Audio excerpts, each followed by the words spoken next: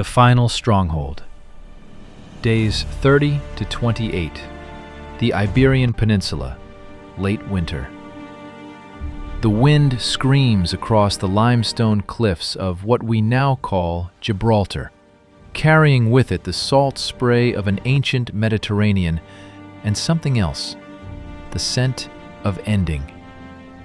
Below, in a cave system carved by millennia of patient water and violent storms, 43 individuals huddle around fires that have burned continuously for 12 generations. They do not know they are the last. They cannot conceive of a world where their children's children will not hunt these valleys, will not sing the old songs, will not paint the ochre symbols that connect them to ancestors stretching back 300,000 years into the mists of deep time. They are Neanderthals, and they have 30 days left. This is not speculation. This is not dramatic license. Recent advances in radiocarbon dating, combined with genetic analysis and unprecedented archaeological cooperation across 17 countries, have allowed us to pinpoint with startling accuracy the final chapter of Neanderthal existence.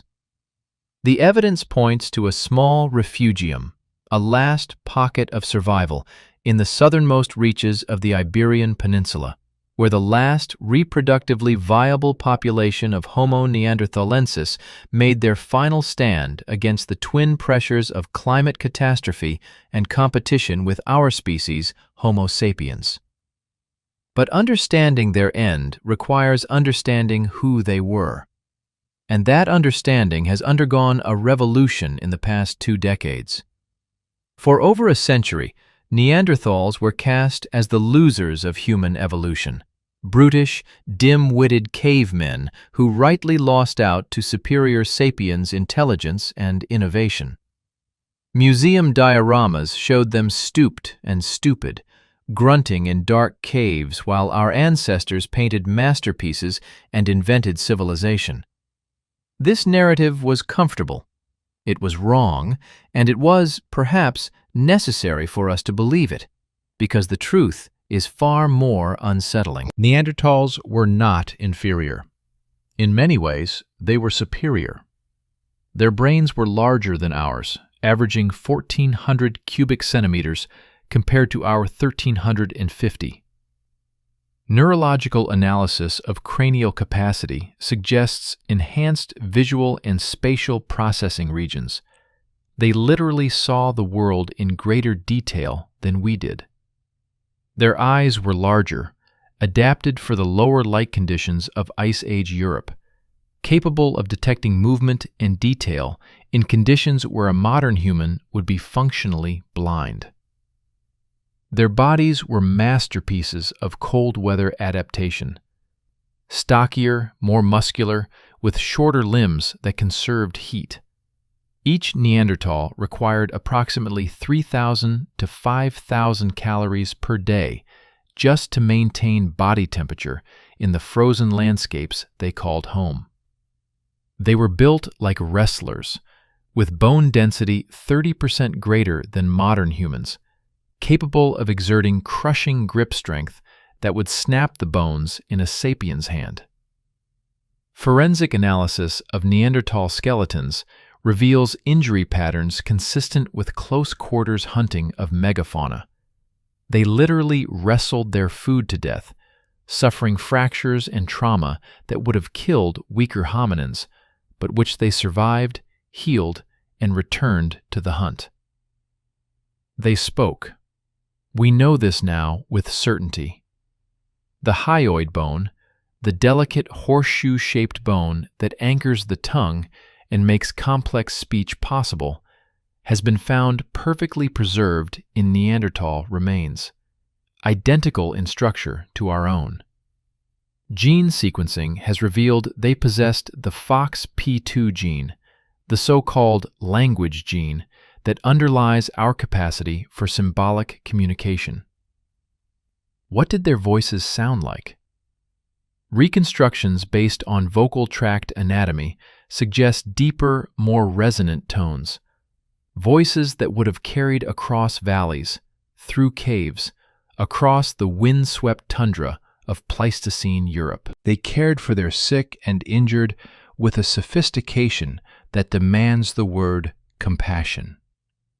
At Shanidar Cave in Iraq, archaeologists discovered the remains of a Neanderthal male who had lived well into his 40s, ancient by Paleolithic standards, despite having suffered catastrophic injuries years before his death.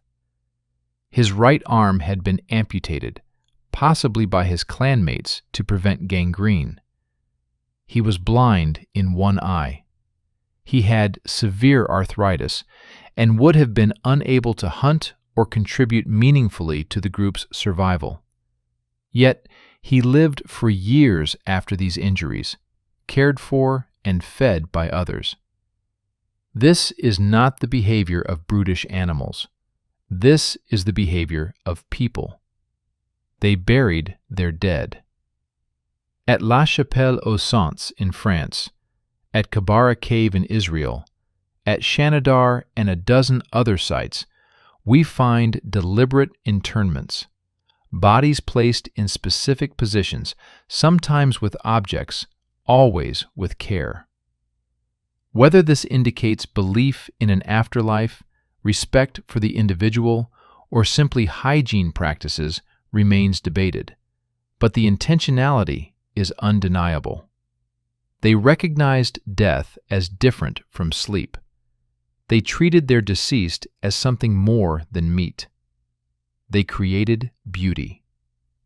For decades, scientists attributed all Paleolithic art to Homo sapiens, refusing to believe Neanderthals capable of symbolic thought. Then came the discoveries in Spain, at Cueva de los Aviones, Cueva Anton, and most spectacularly at Ardales, Maltravieso, and La Pasiega caves. Uranium-thorium dating, which measures the radioactive decay in calcite deposits that formed over cave paintings, revealed that red ochre hand stencils and geometric patterns were created not 5,000 years ago, or 10,000, or even 20,000, but over 65,000 years ago, long before Homo sapiens even arrived in Europe. These were Neanderthal artists, expressing something we can only call aesthetic sense, leaving messages we can observe but never fully understand. So why did they vanish? If they were so capable, so adapted, so resilient, what force could extinguish a species that had survived for 300 millennia? The answer, like most truths about extinction, is complex. And it begins on day 30 in that cave in Gibraltar, as the last Neanderthals wake to what they cannot know is the beginning of their end. Day 30 dawns cold. Not the brutal, killing cold of the glacial maximum that will come in another 10,000 years, but the insidious cold of late winter in a world already cooling, already shifting. The cave mouth faces east, and the first light of sun illuminates a landscape of contradictions. To the north, snow caps the distant mountains, peaks that in summer are green with pine and oak, but now are white and silent. To the south, the Mediterranean still gleams, still provides fish and seals and the occasional beached whale that means feasting for weeks. The climate is in transition, caught between the warm interglacial period that allowed Neanderthals to expand across Europe and the crushing cold that is slowly, inexorably squeezing their territory southward. The clan wakes in stages. First, the hunters, who have internalized the rhythm of dawn and dusk through generations of necessity. Then the elders, who sleep lightly because old injuries ache in the cold and because responsibility weighs on those who have survived long enough to accumulate it. Finally, the children, 4 of them, ranging from nursing infants to a girl of perhaps 12 winters who will soon be ready for her first hunt. The leader of this clan, we'll call him Arnak, though he had no name in any language we would recognize, emerges from the sleeping area at the cave's rear. He is 43 years old, ancient by Neanderthal standards, his face a map of survival.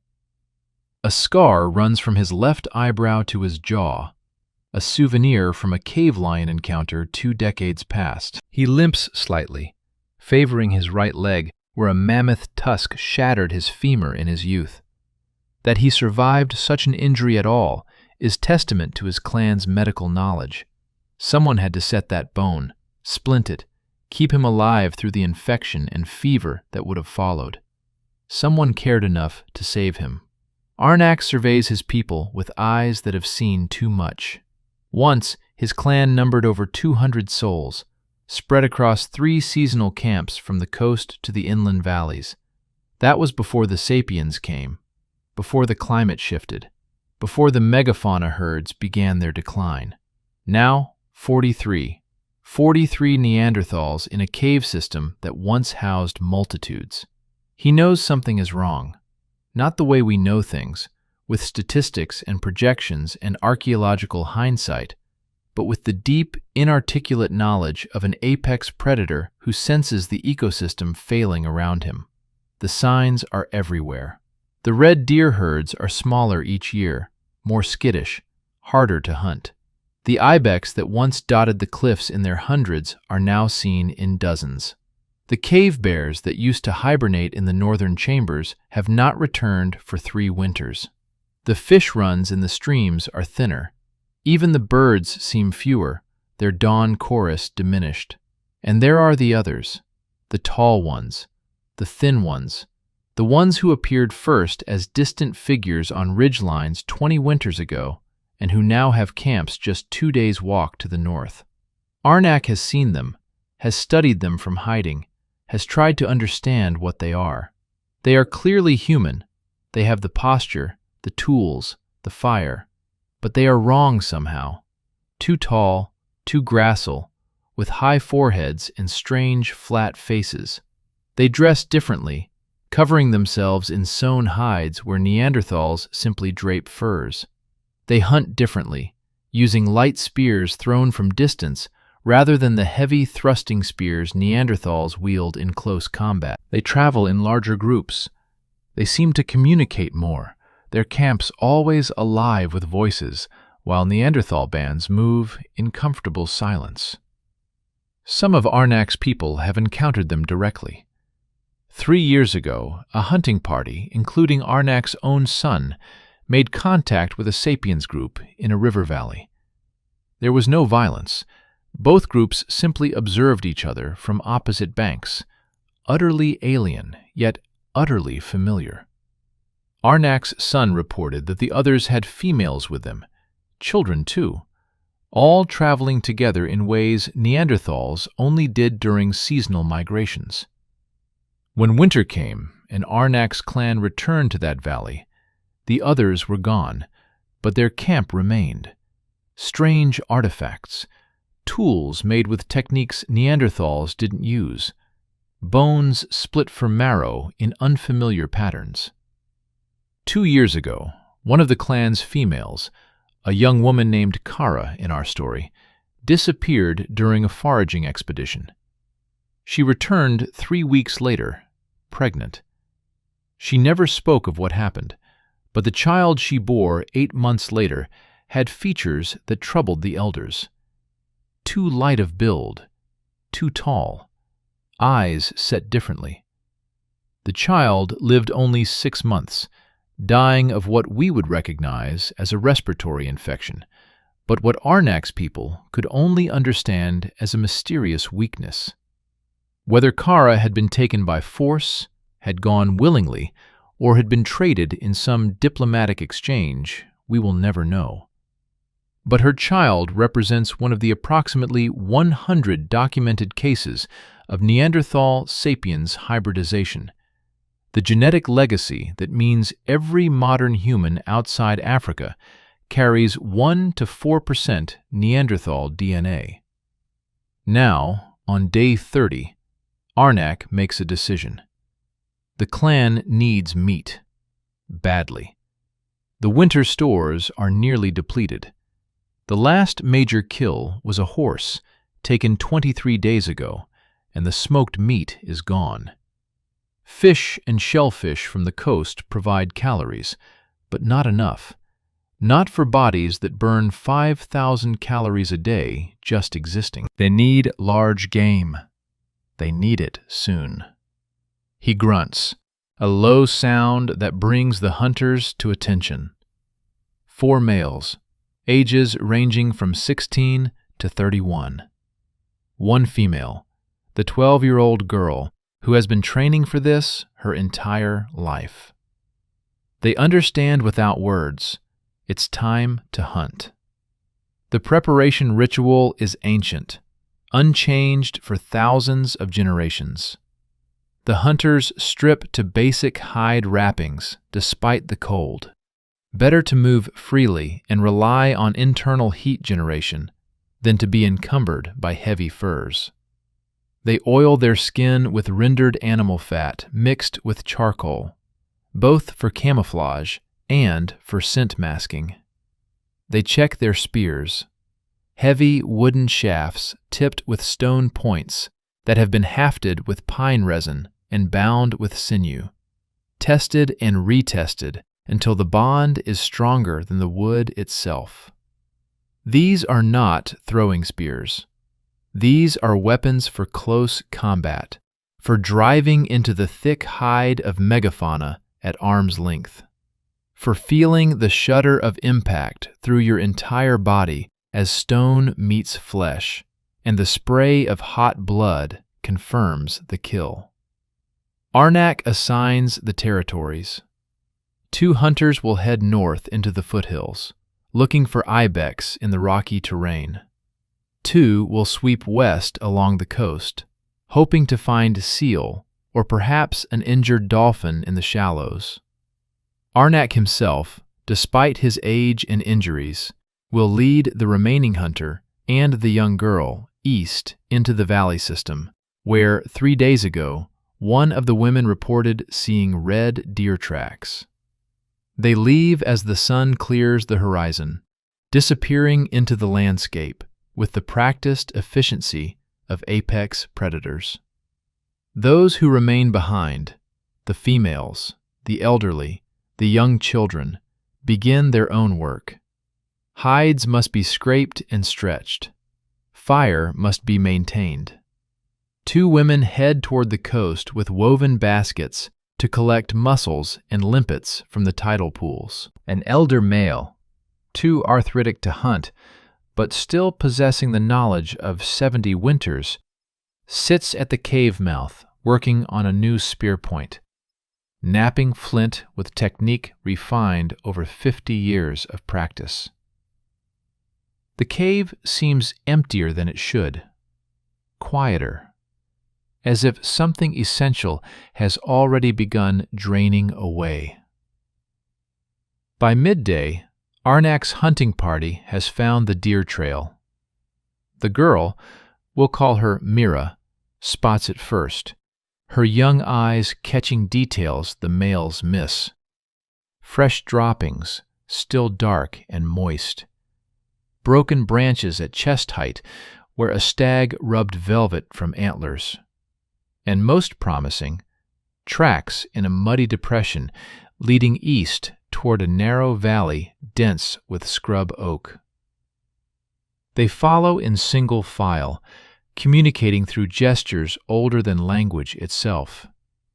Hand signs that mean stop, quiet, danger, prey ahead. Signals that all human hunters seem to independently develop, suggesting their less cultural invention and more evolutionary inevitability.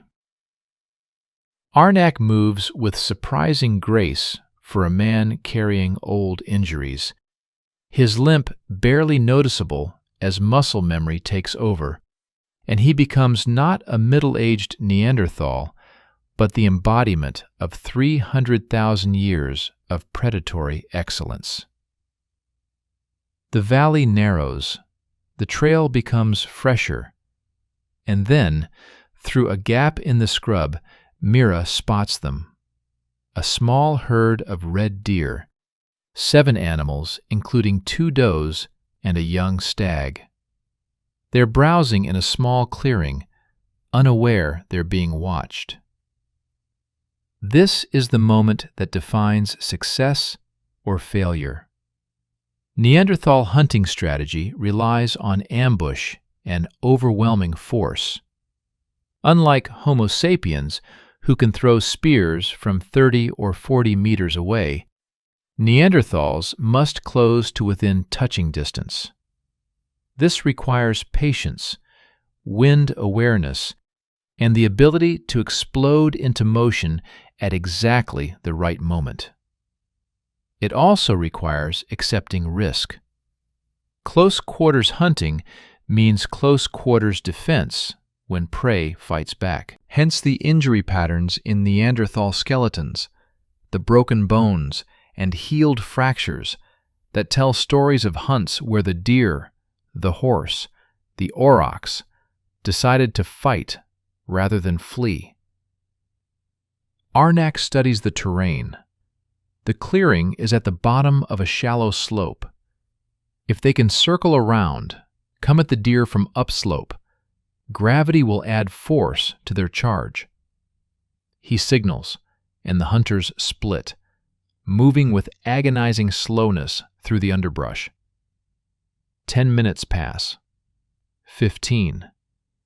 The deer continue browsing, occasionally lifting their heads to scan for danger, but seeing nothing, hearing nothing, smelling nothing but wind and earth, and the neutral sense of a valley in winter. Arnak judges the moment. He gives the signal. They explode from cover like an avalanche given flesh. The deer startle, but it's already too late. The Neanderthals are among them, spears driving forward with force that would punch through modern body armor.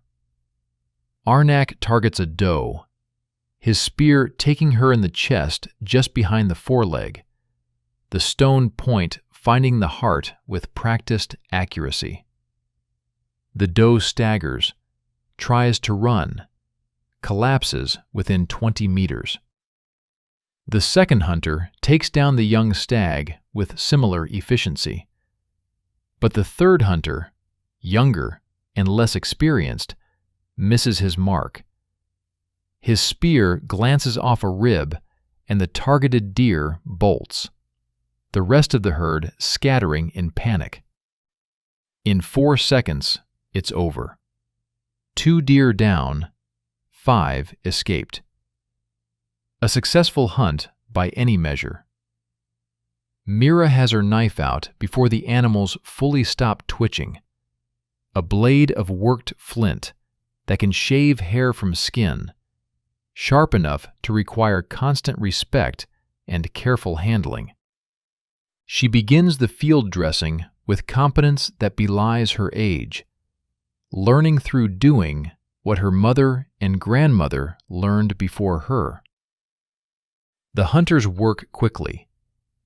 Predators are attracted to fresh kills, and while Neanderthals fear little in direct confrontation, there's no point inviting trouble. Within 30 minutes, the deer are gutted, major organs removed and placed in hide bags, the valuable blood collected in a wooden bowl carved from oak. They begin the trek back as afternoon shadows lengthen. The kill represents perhaps 4 days of food for the clan. Not abundance, but enough. Enough to push back the specter of hunger another week.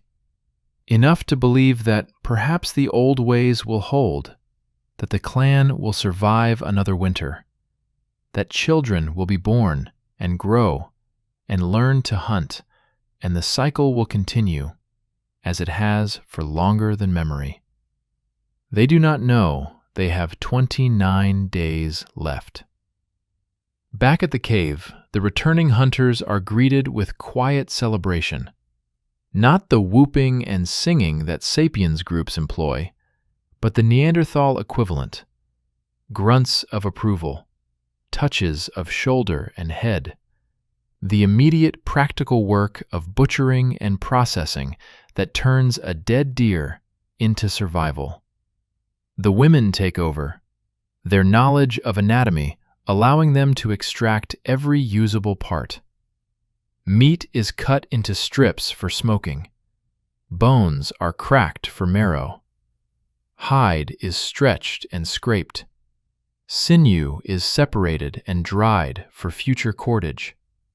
Hooves and antlers are set aside for tool making. Even the stomach contents are examined.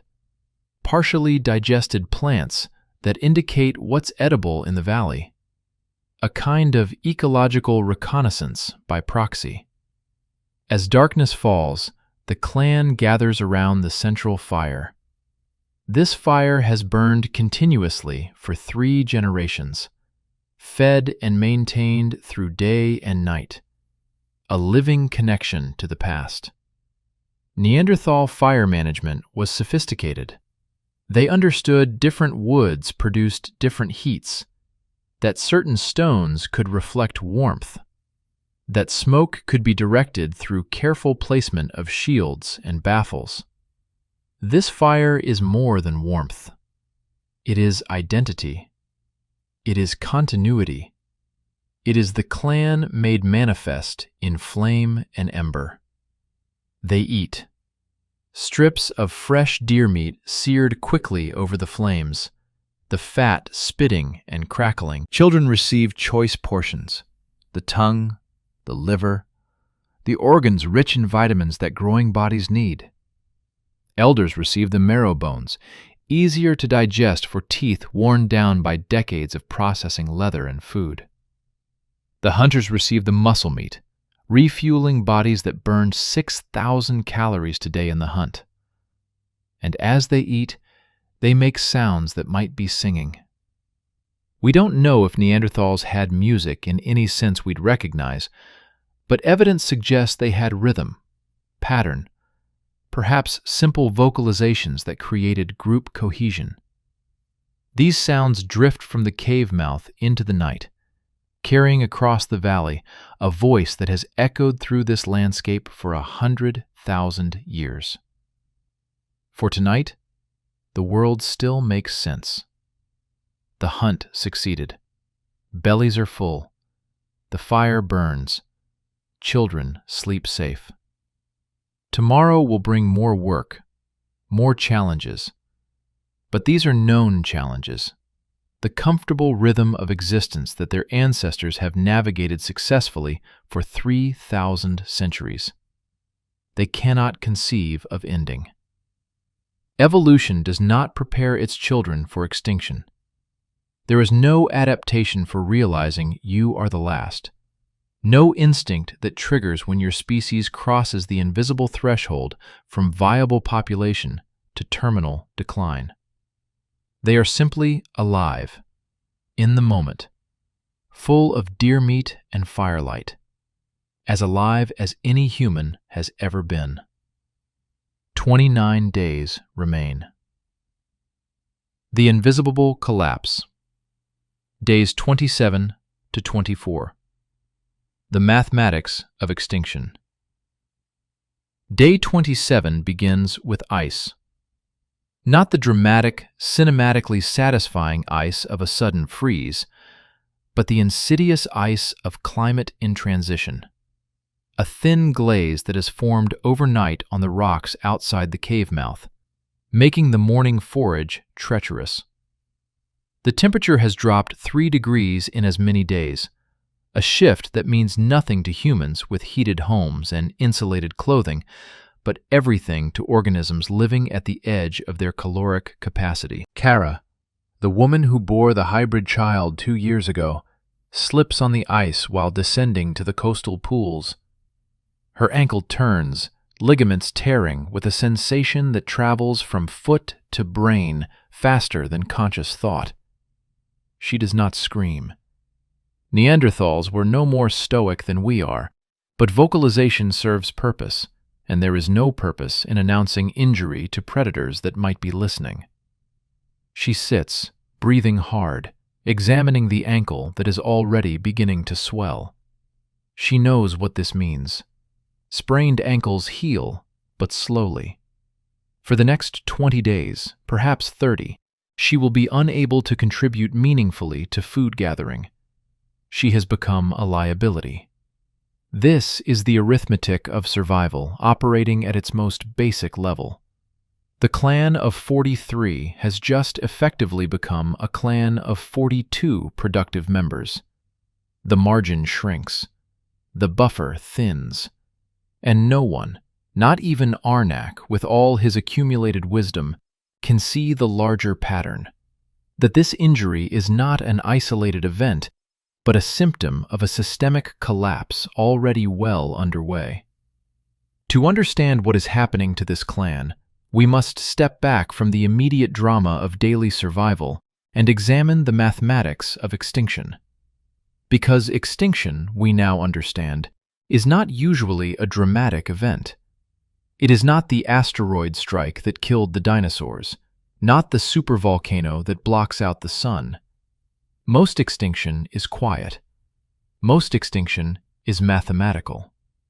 Most extinction looks, from the inside, like a series of perfectly normal bad luck events that any species might weather, until the cumulative weight of those events crosses a threshold from which there is no return.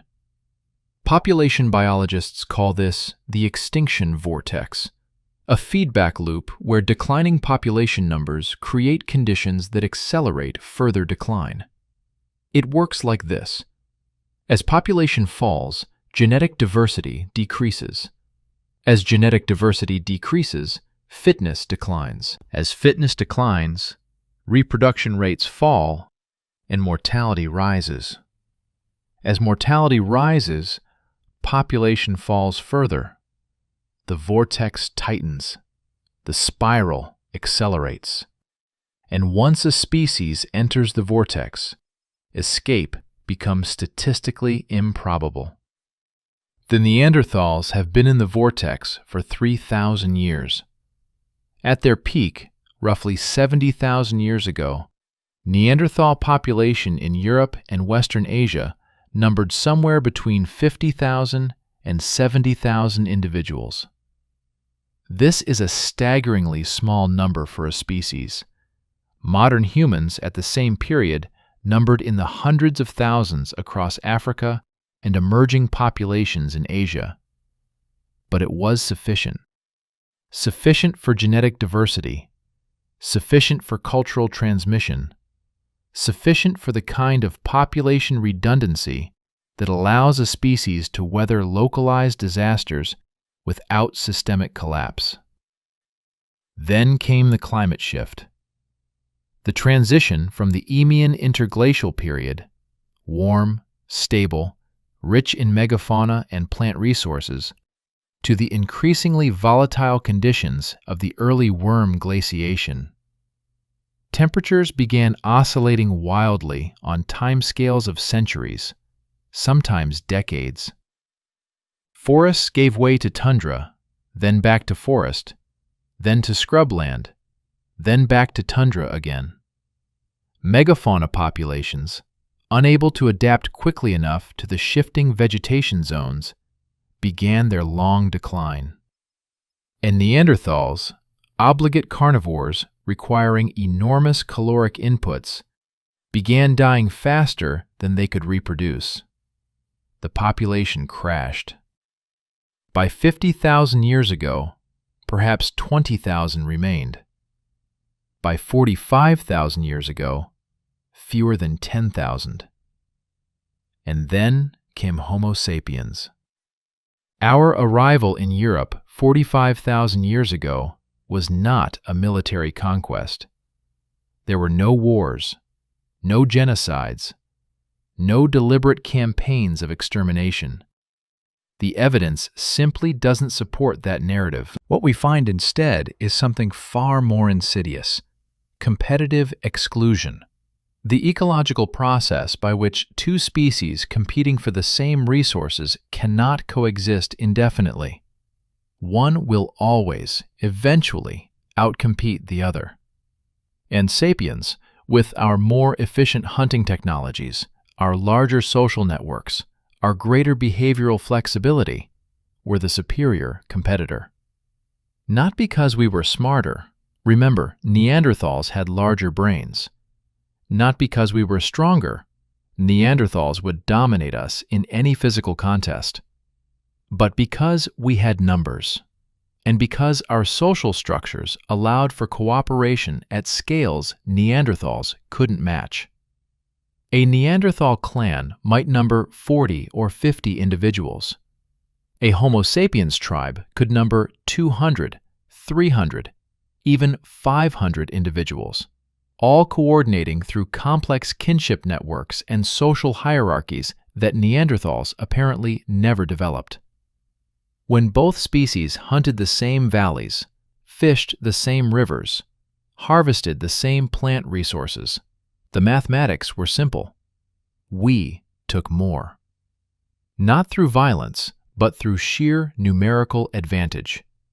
And in an ecosystem already stressed by climate change, already struggling to support the existing megafauna population, there simply wasn't enough to go around. The Neanderthals retreated. Not consciously, not strategically, but through the inevitable logic of organisms seeking resources. They moved to marginal territories, higher elevations, more extreme climates, areas where sapiens hadn't yet penetrated. They fragmented into smaller, more isolated populations. And with each fragmentation, each retreat, the genetic diversity decreased. The vortex tightened. By 40,000 years ago, Neanderthal population in all of Europe had fallen below 5,000 individuals. Most existed in small, isolated pockets, a few hundred in the Balkans, perhaps 1,000 scattered across France and Germany, small bands clinging to existence in the Caucasus and Crimea. And here, in southern Iberia, in the caves of Gibraltar and the valleys of what we now call Andalusia, the last viable population. Perhaps 200 individuals spread across 3 clan groups, with Arnak's clan of 43 being the largest and most stable. But stability is an illusion. On day 27, as Kara sits with her swelling ankle and understands she has become a burden, the numbers are already damning. Of the 43 individuals in the clan, only 22 are between the ages of 15 and 40, the reproductive window. Of those 22, 13 are female. Of those 13 females, only 8 are currently without nursing infants, making them potentially fertile.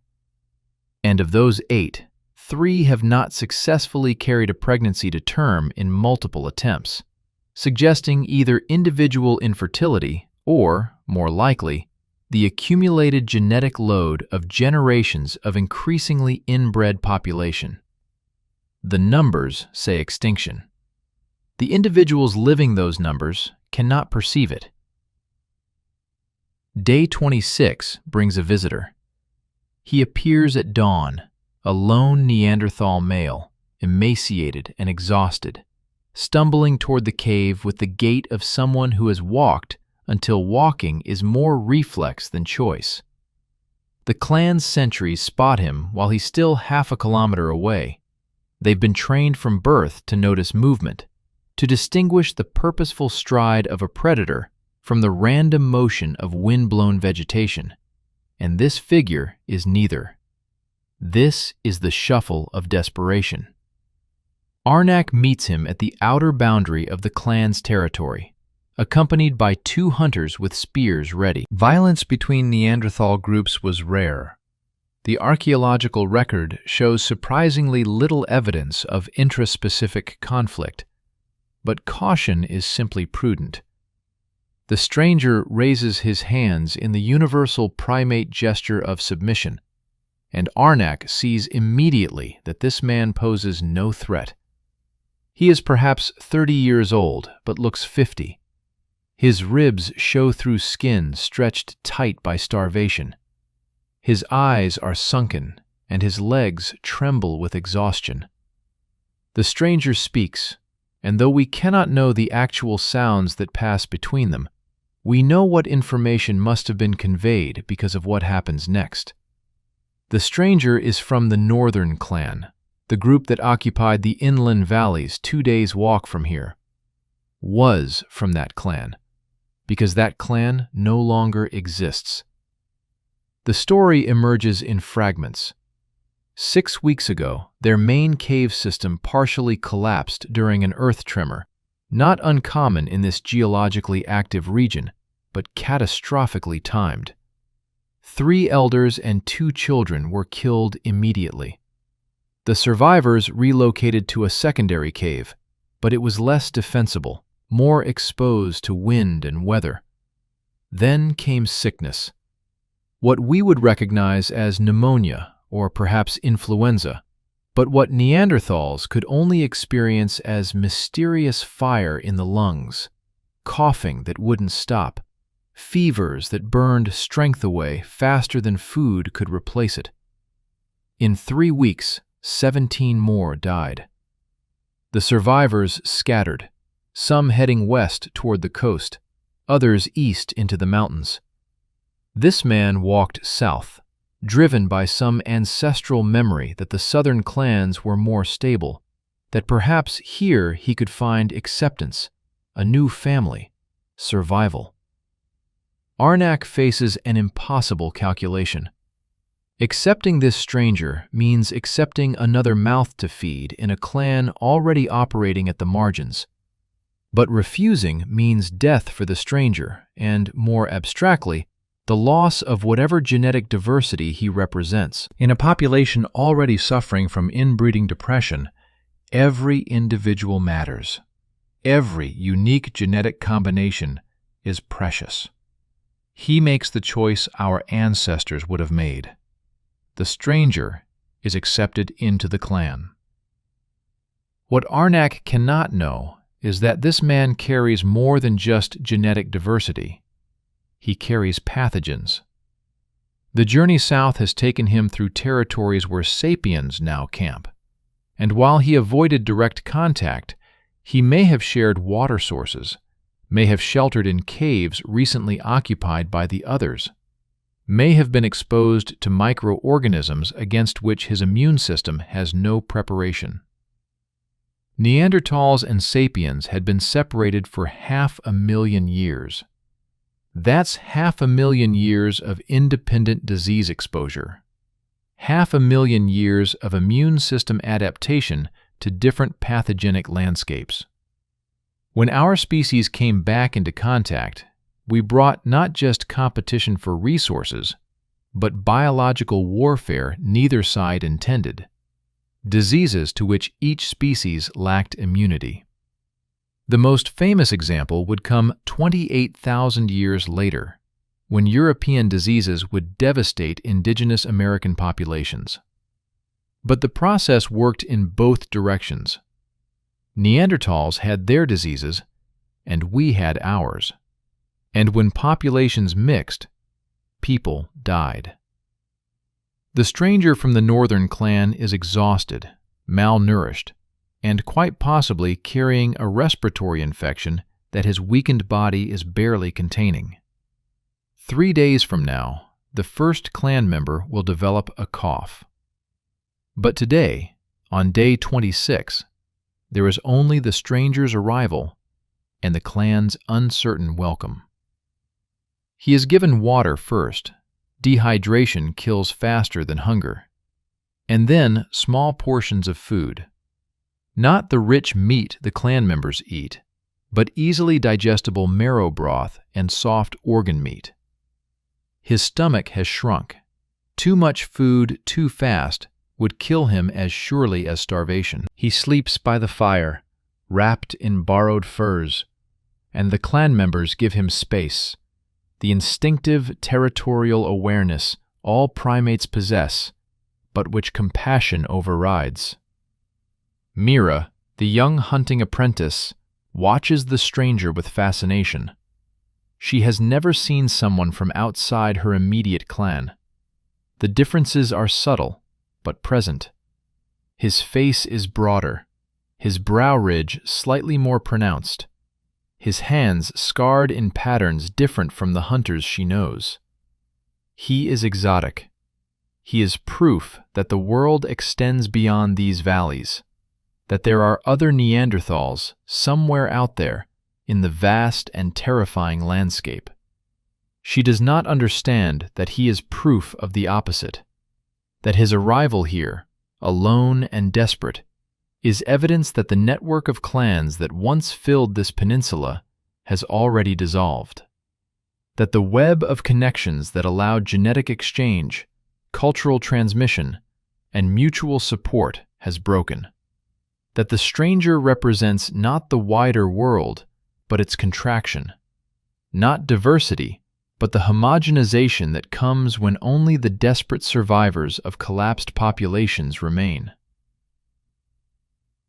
Day 25 dawns warmer, a false promise of spring that raises spirits briefly before the reality of winter's continued grip reasserts itself. The clan goes about its work with the routines that have sustained them through countless seasons. Hunters range into the valleys. Foragers work the coastline despite Kara's injury, which has swollen to the point where she cannot put weight on that foot without blinding pain. The stranger, stronger now after 2 days of food and rest, attempts to make himself useful by helping the elder male with tool production.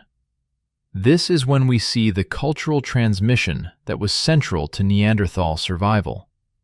The elder male, we'll call him Tarak, though again this is our invention, has been making stone tools for 70 years. He is a master of the Mousterian technique, the stoneworking tradition that defines Neanderthal technology. He sits at the cave entrance with a pile of flint nodules, a hammerstone, and a lifetime of muscle memory, encoded so deeply that his hands move through the napping sequence faster than conscious thought.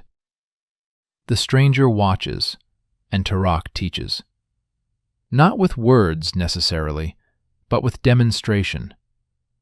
This is how you hold the core. This is the angle of strike. This is the sound that tells you the stone is about to fracture correctly. This is the feel of a good edge forming under your fingers.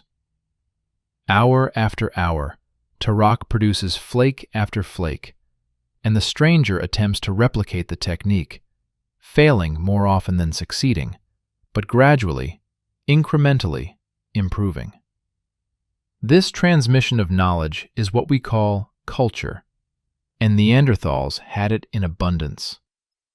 The Mousterian tradition remained remarkably stable for over 300,000 years, longer than our species has existed, with techniques passed from generation to generation with such fidelity that archaeologists can trace tool-making traditions across thousands of miles and tens of thousands of years. This kind of cultural stability requires teaching, requires patience, requires the kind of social investment in the next generation that we usually attribute only to highly intelligent, socially sophisticated species, because that's what they were. But cultural transmission requires population density.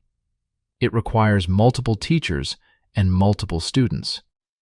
It requires the redundancy that allows knowledge to survive even when individual masters die.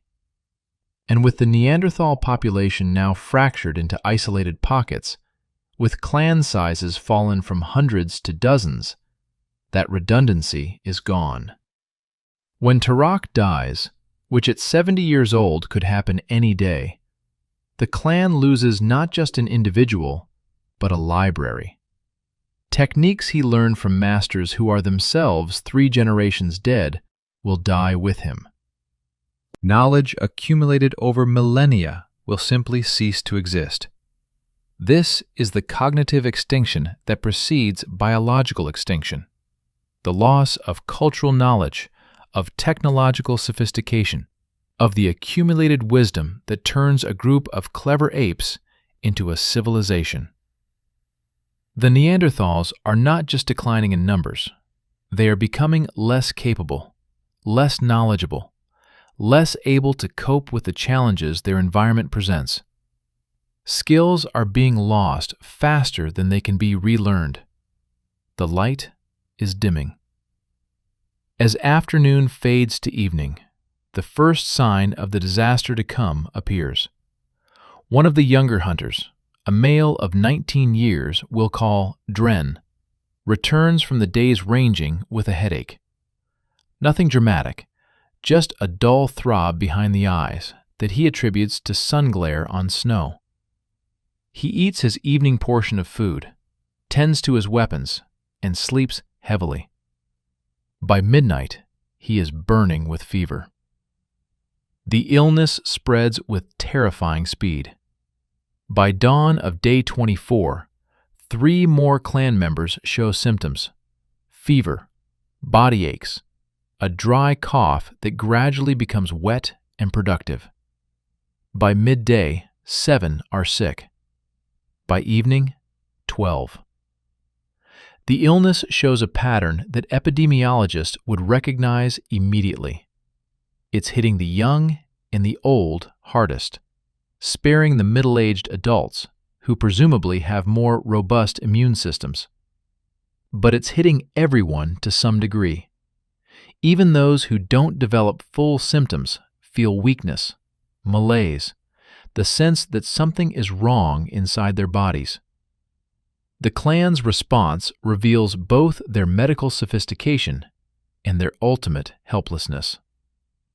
The sick are moved to a separate chamber deeper in the cave system, isolated from the healthy in a quarantine practice that shows clear understanding of contagion.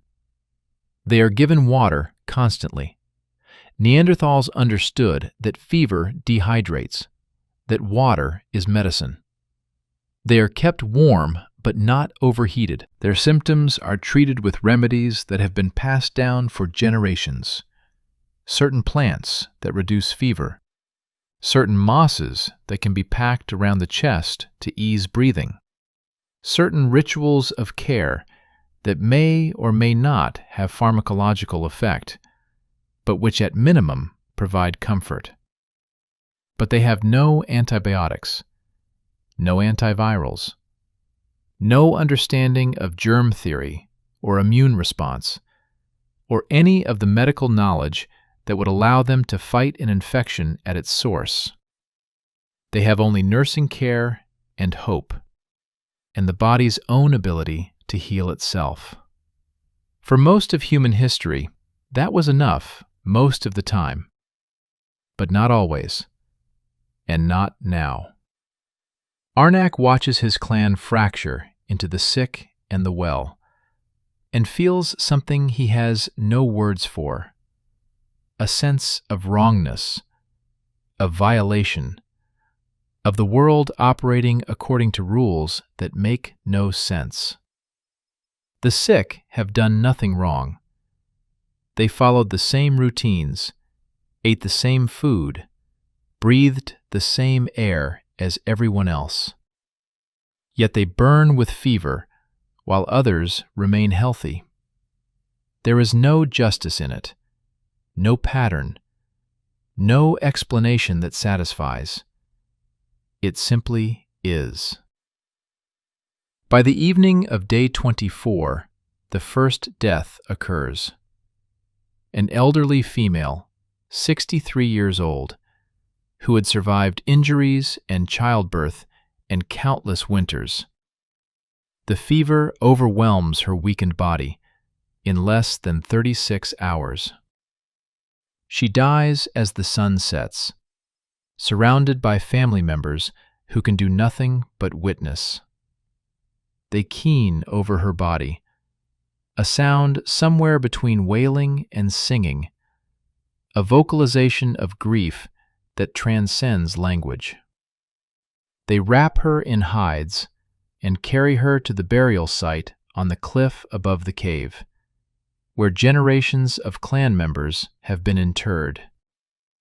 They place her carefully, oriented toward the rising sun, and cover her with stones to protect her from scavengers. Whether they believe she will wake in some afterlife, whether they think her spirit continues, whether they understand death as final or transitional, these questions we cannot answer, but their care for her body, their ritual attention to her passing, their grief, these are unmistakably human. These are the responses of beings who understand loss, who value individual existence, who recognize that death tears something irreplaceable from the fabric of the clan. As they return to the cave in darkness, Arnok takes a mental inventory. 43 clan members 5 days ago. 42 after Kara's injury reduced her productivity. 41 after the death. And of the 41 remaining, 12 are seriously ill, another 8 showing early symptoms. That leaves 21 individuals carrying the full burden of survival. Hunting, foraging, tool-making, fire-tending, caring for the sick, all the countless tasks that keep the clan alive. The mathematics tighten, the margin narrows, the extinction vortex spins faster, and 24 days remain. The breaking point, days 23 to 19, when systems fail. Day 23 brings no dawn, or rather, dawn comes, but no one in the clan has the luxury of observing it with anything resembling peace. The cave has transformed overnight from a home into a hospital, and the sounds that echo from the stone walls are the sounds of suffering, wet, rattling coughs, the moans of fever dreams, the shallow, rapid breathing of bodies fighting infections they cannot name. Dren, the young hunter who first fell ill, is now delirious. His fever has spiked to levels that, if we could measure them, would read 40 degrees Celsius. Hot enough to begin denaturing proteins, hot enough to cook the brain from within. He thrashes in his sleep, calling out in vocalizations that might be words or might be simple expressions of distress. His mother sits beside him, cooling his forehead with water-soaked moss, a treatment that provides minimal physiological benefit but maximum emotional comfort. She has not slept in 48 hours. Her eyes are hollow with exhaustion and anticipatory grief. The disease, and we can now definitively call it that, though the specific pathogen will never be known, has revealed a pattern. It begins with headache and body aches, symptoms so generic they could indicate anything. Within 12 hours comes the fever. Within 24 hours, the cough begins.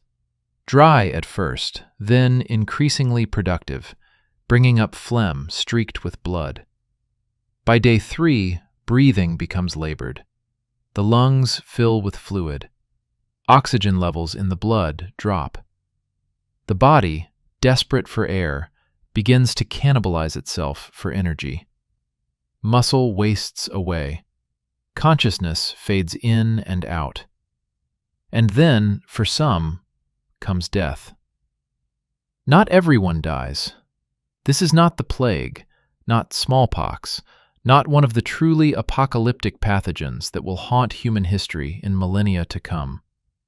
The mortality rate appears to be somewhere around 20 to 30%, horrific, but not species-ending. Most clan members will survive. Most will recover. But most is not all. And in a population of 41, even 20% mortality means 8 or 9 deaths.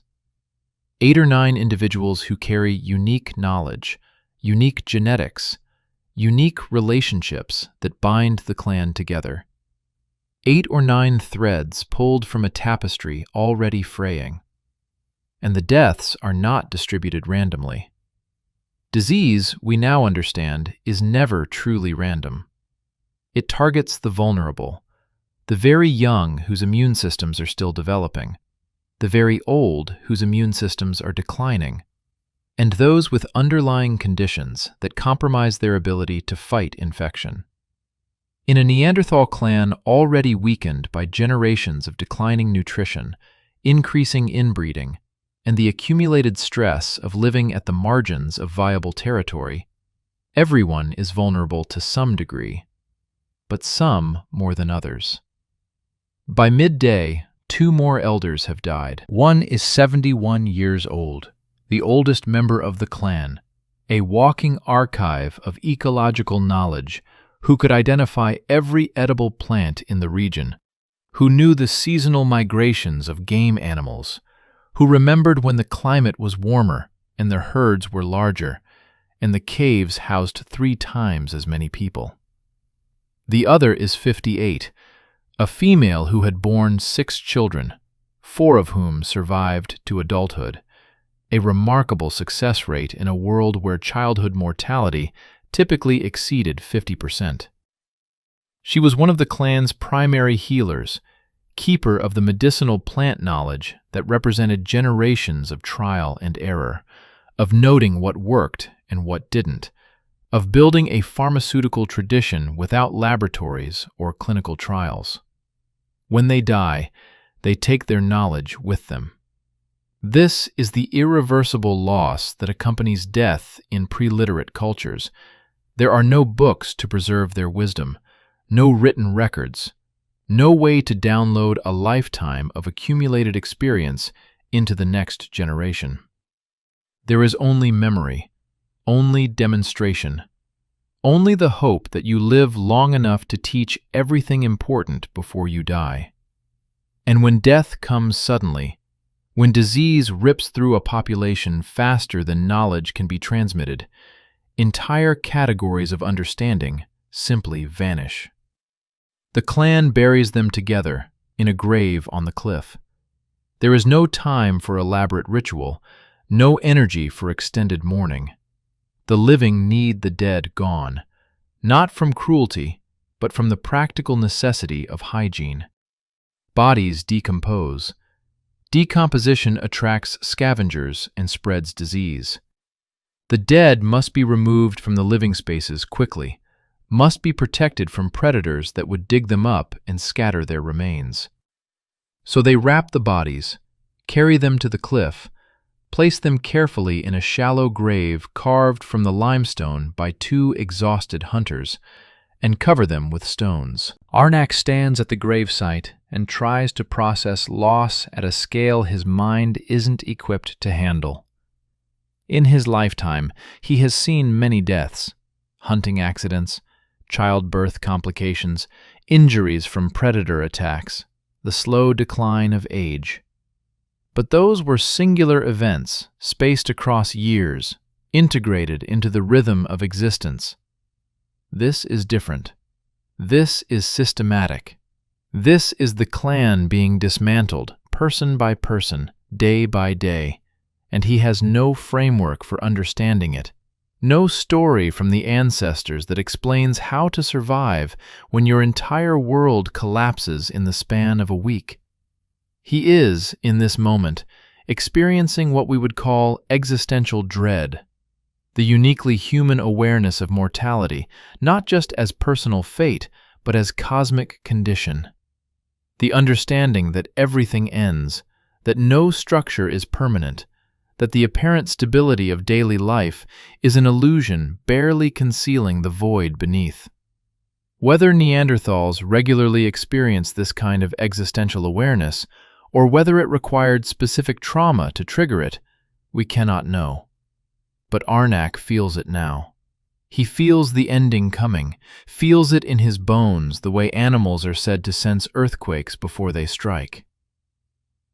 Day 22 forces a reckoning. The clan has lost 3 members to disease in 2 days. Another 7 remain critically ill. Of the 38 individuals still alive, perhaps 20 are functional enough to work. And work must be done. The fires must be tended. If they go out, restarting them is difficult and time-consuming, and in winter, fire is life.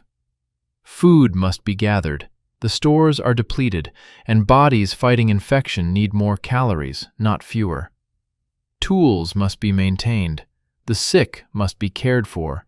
Children must be supervised, and someone must hunt. But the hunting parties are depleted. Of the 6 primary hunters, 2 are bedridden with illness, 1 is dead, and 1 is recovering but too weak to travel. That leaves 2 functional hunters. Arnak himself, increasingly conscious of his age and injuries, and 1 younger male, barely 20 years old, who has skill but not experience. They need to bring down game large enough to feed 38 people, and they need to do it with insufficient numbers, in winter, in territory that is already hunted out from weeks of exploitation. They go anyway, because the alternative is starvation, and starvation kills even more efficiently than disease. The hunt takes them further from the cave than is wise. 3 hours of walking into the foothills, chasing rumors of ibex that may or may not exist. The young hunter, we'll call him Crawl, is nervous. He has never ranged this far from home without a full hunting party. Every shadow could hide a cave lion. Every sound could be a bear emerging from hibernation. The partnership between human hunters and human prey is ancient, but the partnership between humans and apex predators is adversarial. Neanderthals occupy an ecological niche that puts them in direct competition with large carnivores. They hunt the same game. They use the same shelters. They are, in short, competing for resources with animals that have longer claws, sharper teeth, and fewer qualms about cannibalism. Arnak tries to teach as they walk, tries to transmit the knowledge that might keep this young hunter alive when Arnak himself is gone. How to read tracks in winter when snow obscures details. How to judge wind direction by watching birds and feeling temperature differences against your skin. How to identify the signs of a recent predator kill versus an old one. How to distinguish the sounds of prey moving through brush from predators stalking. All the tiny, crucial bits of information that separate successful hunters from dead ones. They find the ibex herd on a south-facing slope where winter sun has melted enough snow to expose vegetation. 8 animals, including 2 kids from last spring. It's not ideal. Ibex are smaller than deer, will provide less meat, but it's prey, and beggars cannot choose. They approach with the caution of men who know they get only one chance. The stalk takes an hour. The strike takes 4 seconds. Arnak's spear takes an adult male through the lungs. Crawl's spear catches a female in the hindquarters. Not a kill shot, but enough to cripple her, slow her, allow them to close and finish the job with knives. The rest of the herd scatters into the rocks, nimble feet finding purchase on terrain that would break a human ankle. 2 ibex, perhaps 70 kilograms of usable meat and organ tissue between them. In a fully functional clan, this would be a disappointing hunt.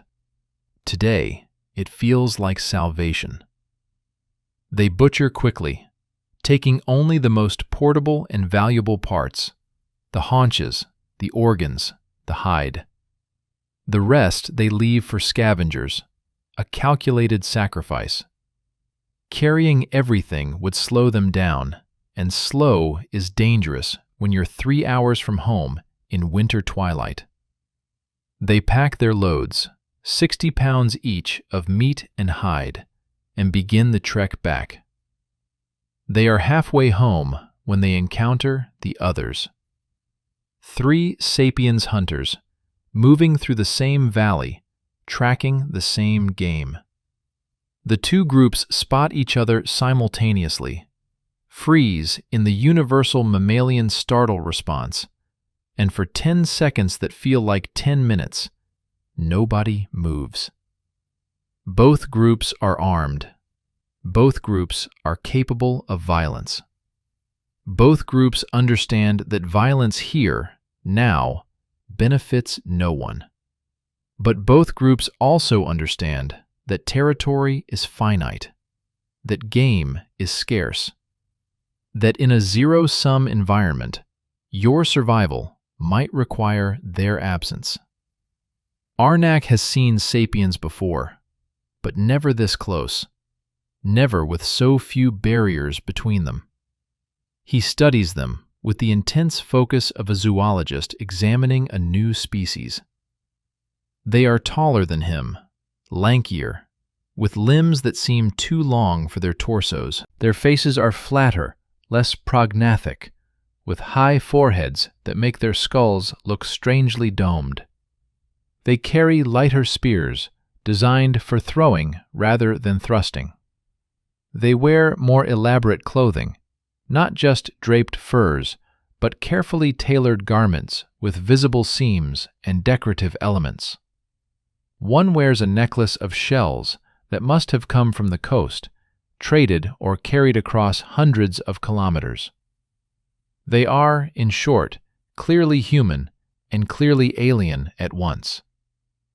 The standoff breaks when one of the sapiens hunters makes a gesture, hands open, palms forward, the universal signal of non-aggression. Arnak returns the gesture. Both groups slowly, carefully, back away from each other, maintaining eye contact until distance makes further observation impossible. No words are exchanged. None are needed. The message is clear. We see you. We acknowledge you. We will avoid you for now. As Arnak and Crawl continue toward home, neither speaks about what just happened. But both understand its implications. The others are here. Not rumors, not distant figures on ridgelines, but here in the valleys, hunting the same ibex, competing for the same resources. And there are 3 of them in this one hunting party, which suggests a larger camp nearby, which suggests a population density that Neanderthals cannot match. They return to the cave as night falls, and the clan greets them with relief that borders on desperation. The ibex meat is distributed immediately. Raw liver for the sick, who need iron and vitamins more than cooked calories. Smoked strips for the hunters who will head out again tomorrow. Roasted portions for everyone else. It is not enough. It will never be enough.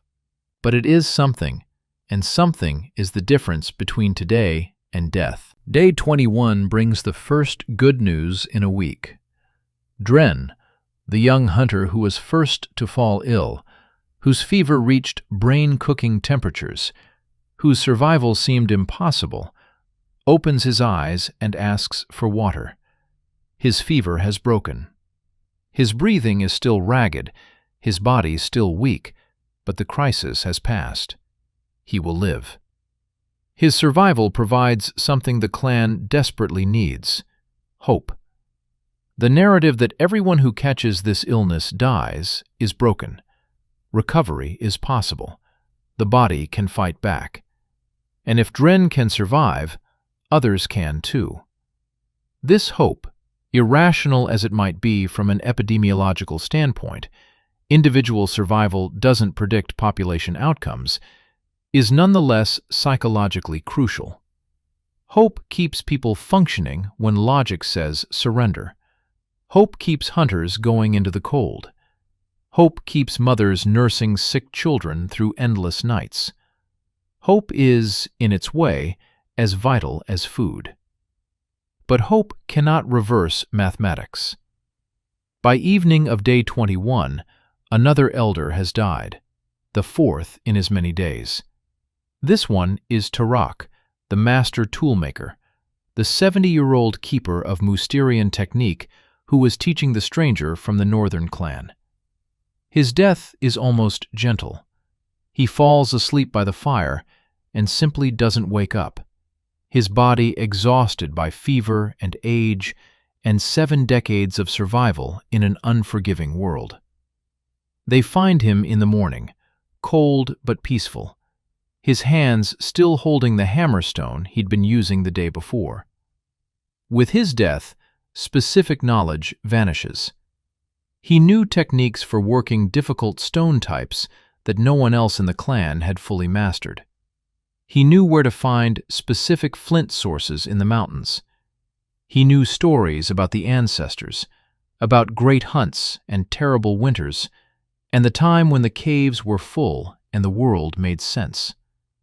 All of this, gone. Erased as thoroughly as if it had never existed. The stranger from the northern clan, who had been learning from Tarak, attempts to continue the tool-making work.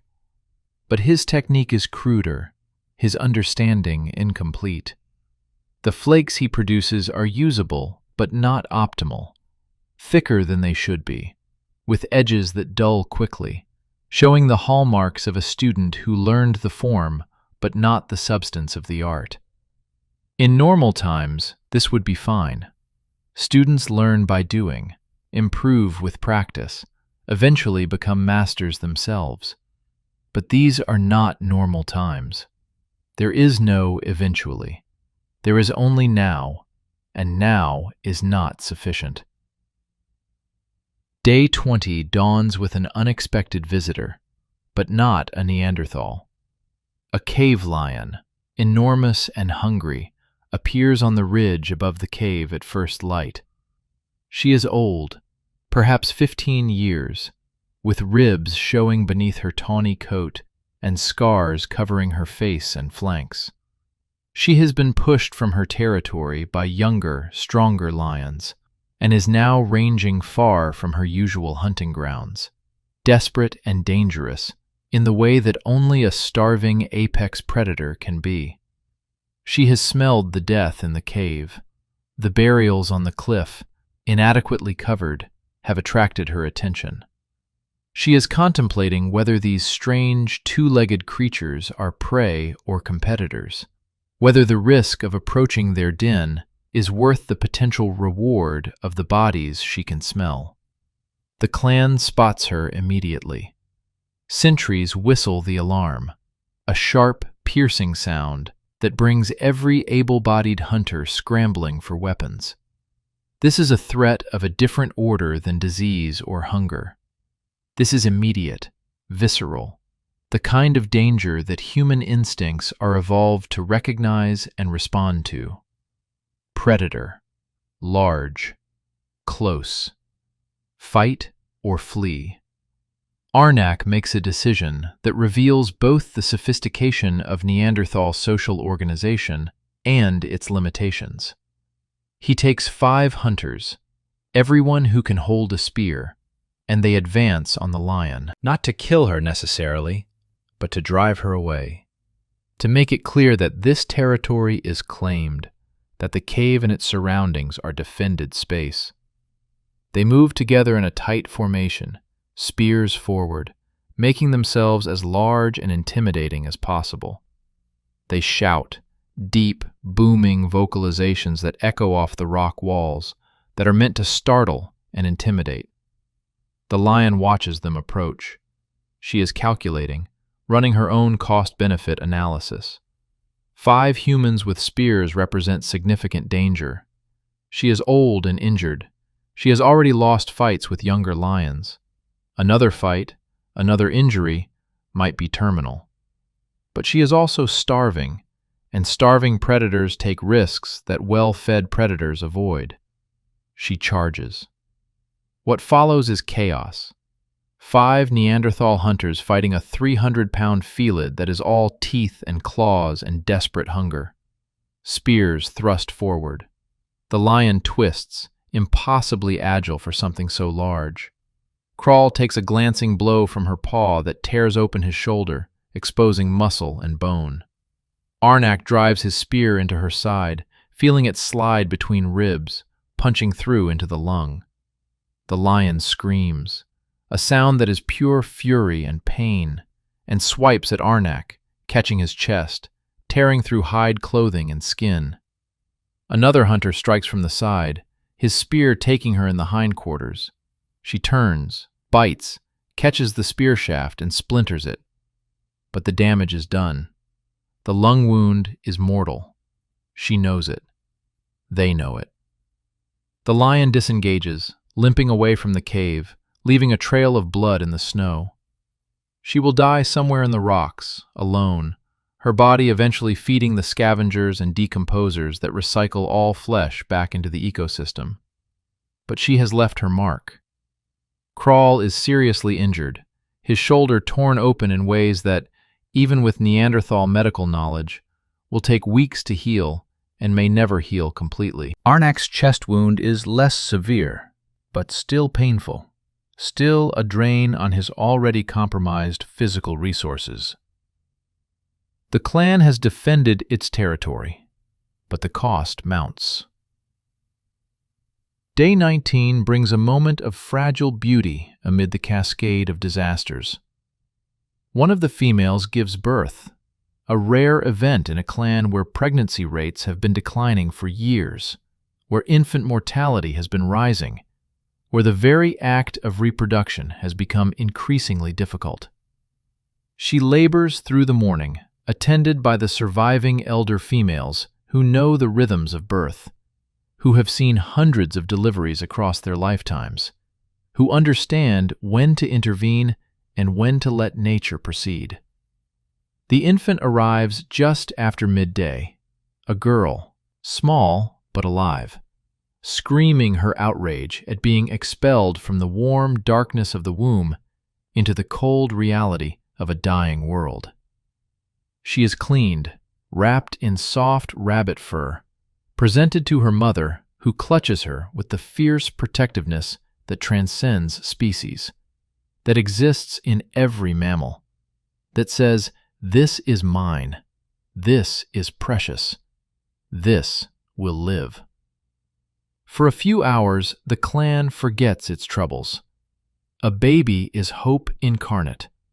A baby is the future, the continuation, the defiance of death through reproduction. They gather to see her, to touch her tiny hands, to marvel at the perfection of new life. Even the sick, those who can move, drag themselves to the birthing chamber to witness this small miracle. But the moment is brief. By evening, reality reasserts itself. The mother is weak from blood loss. She has been malnourished for weeks, her body lacking the resources for optimal pregnancy. The infant, though alive, is smaller than ideal, showing the effects of in utero malnutrition. And there is still disease, still hunger, still the grinding pressure of survival that does not pause for birth or death or any human event. In a healthy population, this birth would be celebrated for days. Songs would be sung. Stories would be told. The infant would be welcomed into a community confident in its ability to raise her to adulthood. But this population is not healthy. This population is dying. And though no one can articulate it, though the knowledge remains below the level of conscious thought, everyone understands at some instinctive level that this child may be among the last Neanderthals ever born. She has 19 days left. The collapse of memory. Days 18 to 14, when knowledge dies. Day 18 begins with a discovery that will haunt the survivors for the rest of their short lives. A hunting party, ranging north along the coastal cliffs in search of seals, finds the remains of another Neanderthal clan. Not the northern inland group that the stranger came from. Those people scattered weeks ago, dispersed into the landscape like smoke. This is a different group, one that occupied a cave system 15 kilometers up the coast. A clan that Arnak's people traded with occasionally, exchanged members with during good years, maintained the kind of loose alliance that characterized Neanderthal social networks. They are all dead. The cave mouth yawns open like a scream frozen in stone. Inside, the hunters find 23 bodies in various stages of decomposition. Some are fresh enough that the manner of death is obvious. Starvation, mostly. The bodies emaciated to the point where bones press against skin like tent poles. Others are older, partially mummified by the dry cave air, their faces locked in expressions that tell stories of suffering. There is no sign of violence, no crushed skulls, no spear wounds, no indication of conflict with predators or with other humans. They simply starved, slowly, watching each other waste away, too weak to hunt, too isolated to seek help, locked in a death spiral from which there was no escape. The hunters stand at the cave entrance, processing horror on a scale their minds are not equipped to handle. These were people they knew. Not intimately. Neanderthal clans maintained some distance from each other. Territories were respected, boundaries were real. But they were familiar. Some of the hunters recognized specific individuals. That woman with the distinctive scar above her eye. She visited their cave 3 summers ago during a trading expedition. That elderly male near the back. He was famous for his skill in predicting weather patterns, could read the sky and the wind in ways that seemed almost supernatural. That child, maybe 7 years old, someone's daughter, someone's future, now a small corpse, curled in the fetal position near a long-dead fire. The hunters take nothing from the cave. Not the tools, not the remaining food stores, not the hides or weapons or any of the material goods that represent accumulated labor and craftsmanship. To take from the dead feels wrong in ways they cannot articulate but understand instinctively. Instead, they perform a quick ritual, moving the bodies to the rear of the cave, covering them with rocks and hides, offering whatever protection they can against scavengers. It is inadequate. It is all they can do. They return to their own cave in silence, and when Arnak asks for their report, the lead hunter simply shakes his head. No words can capture what they witnessed. No description would make it more real. The message is clear enough. Another clan has fallen. Another genetic lineage has terminated. Another node in the Neanderthal network has gone dark.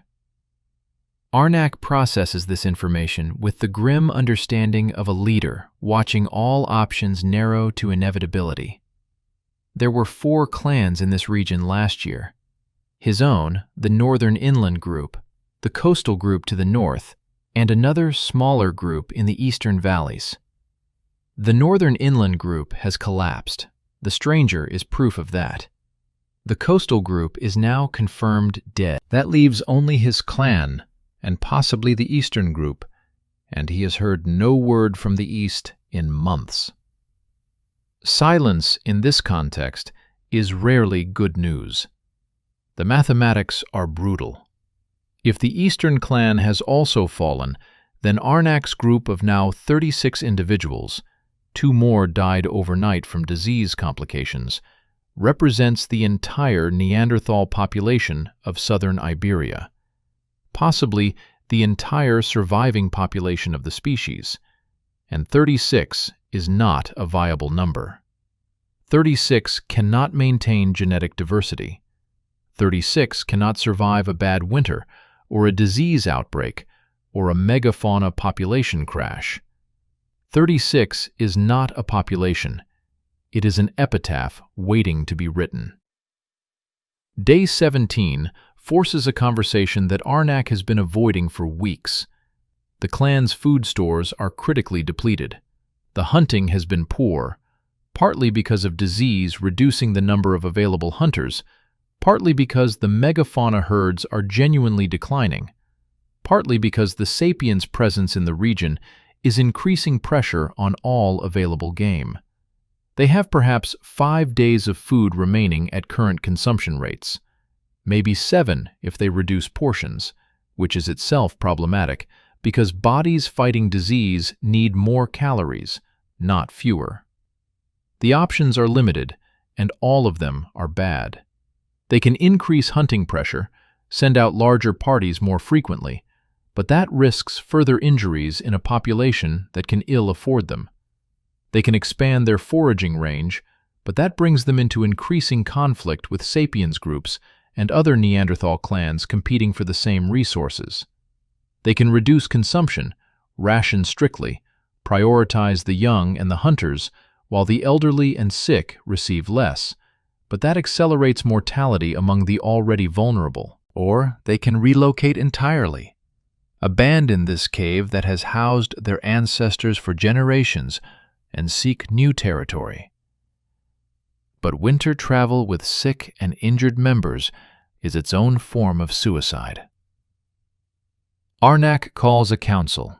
All adult members who are healthy enough to participate gathered around the central fire to discuss what in any other context would be called policy, but which here is simply the negotiation between death now and death later. The discussion happens partly in vocalizations, partly in gesture, partly in the kind of nonverbal communication that primates excel at.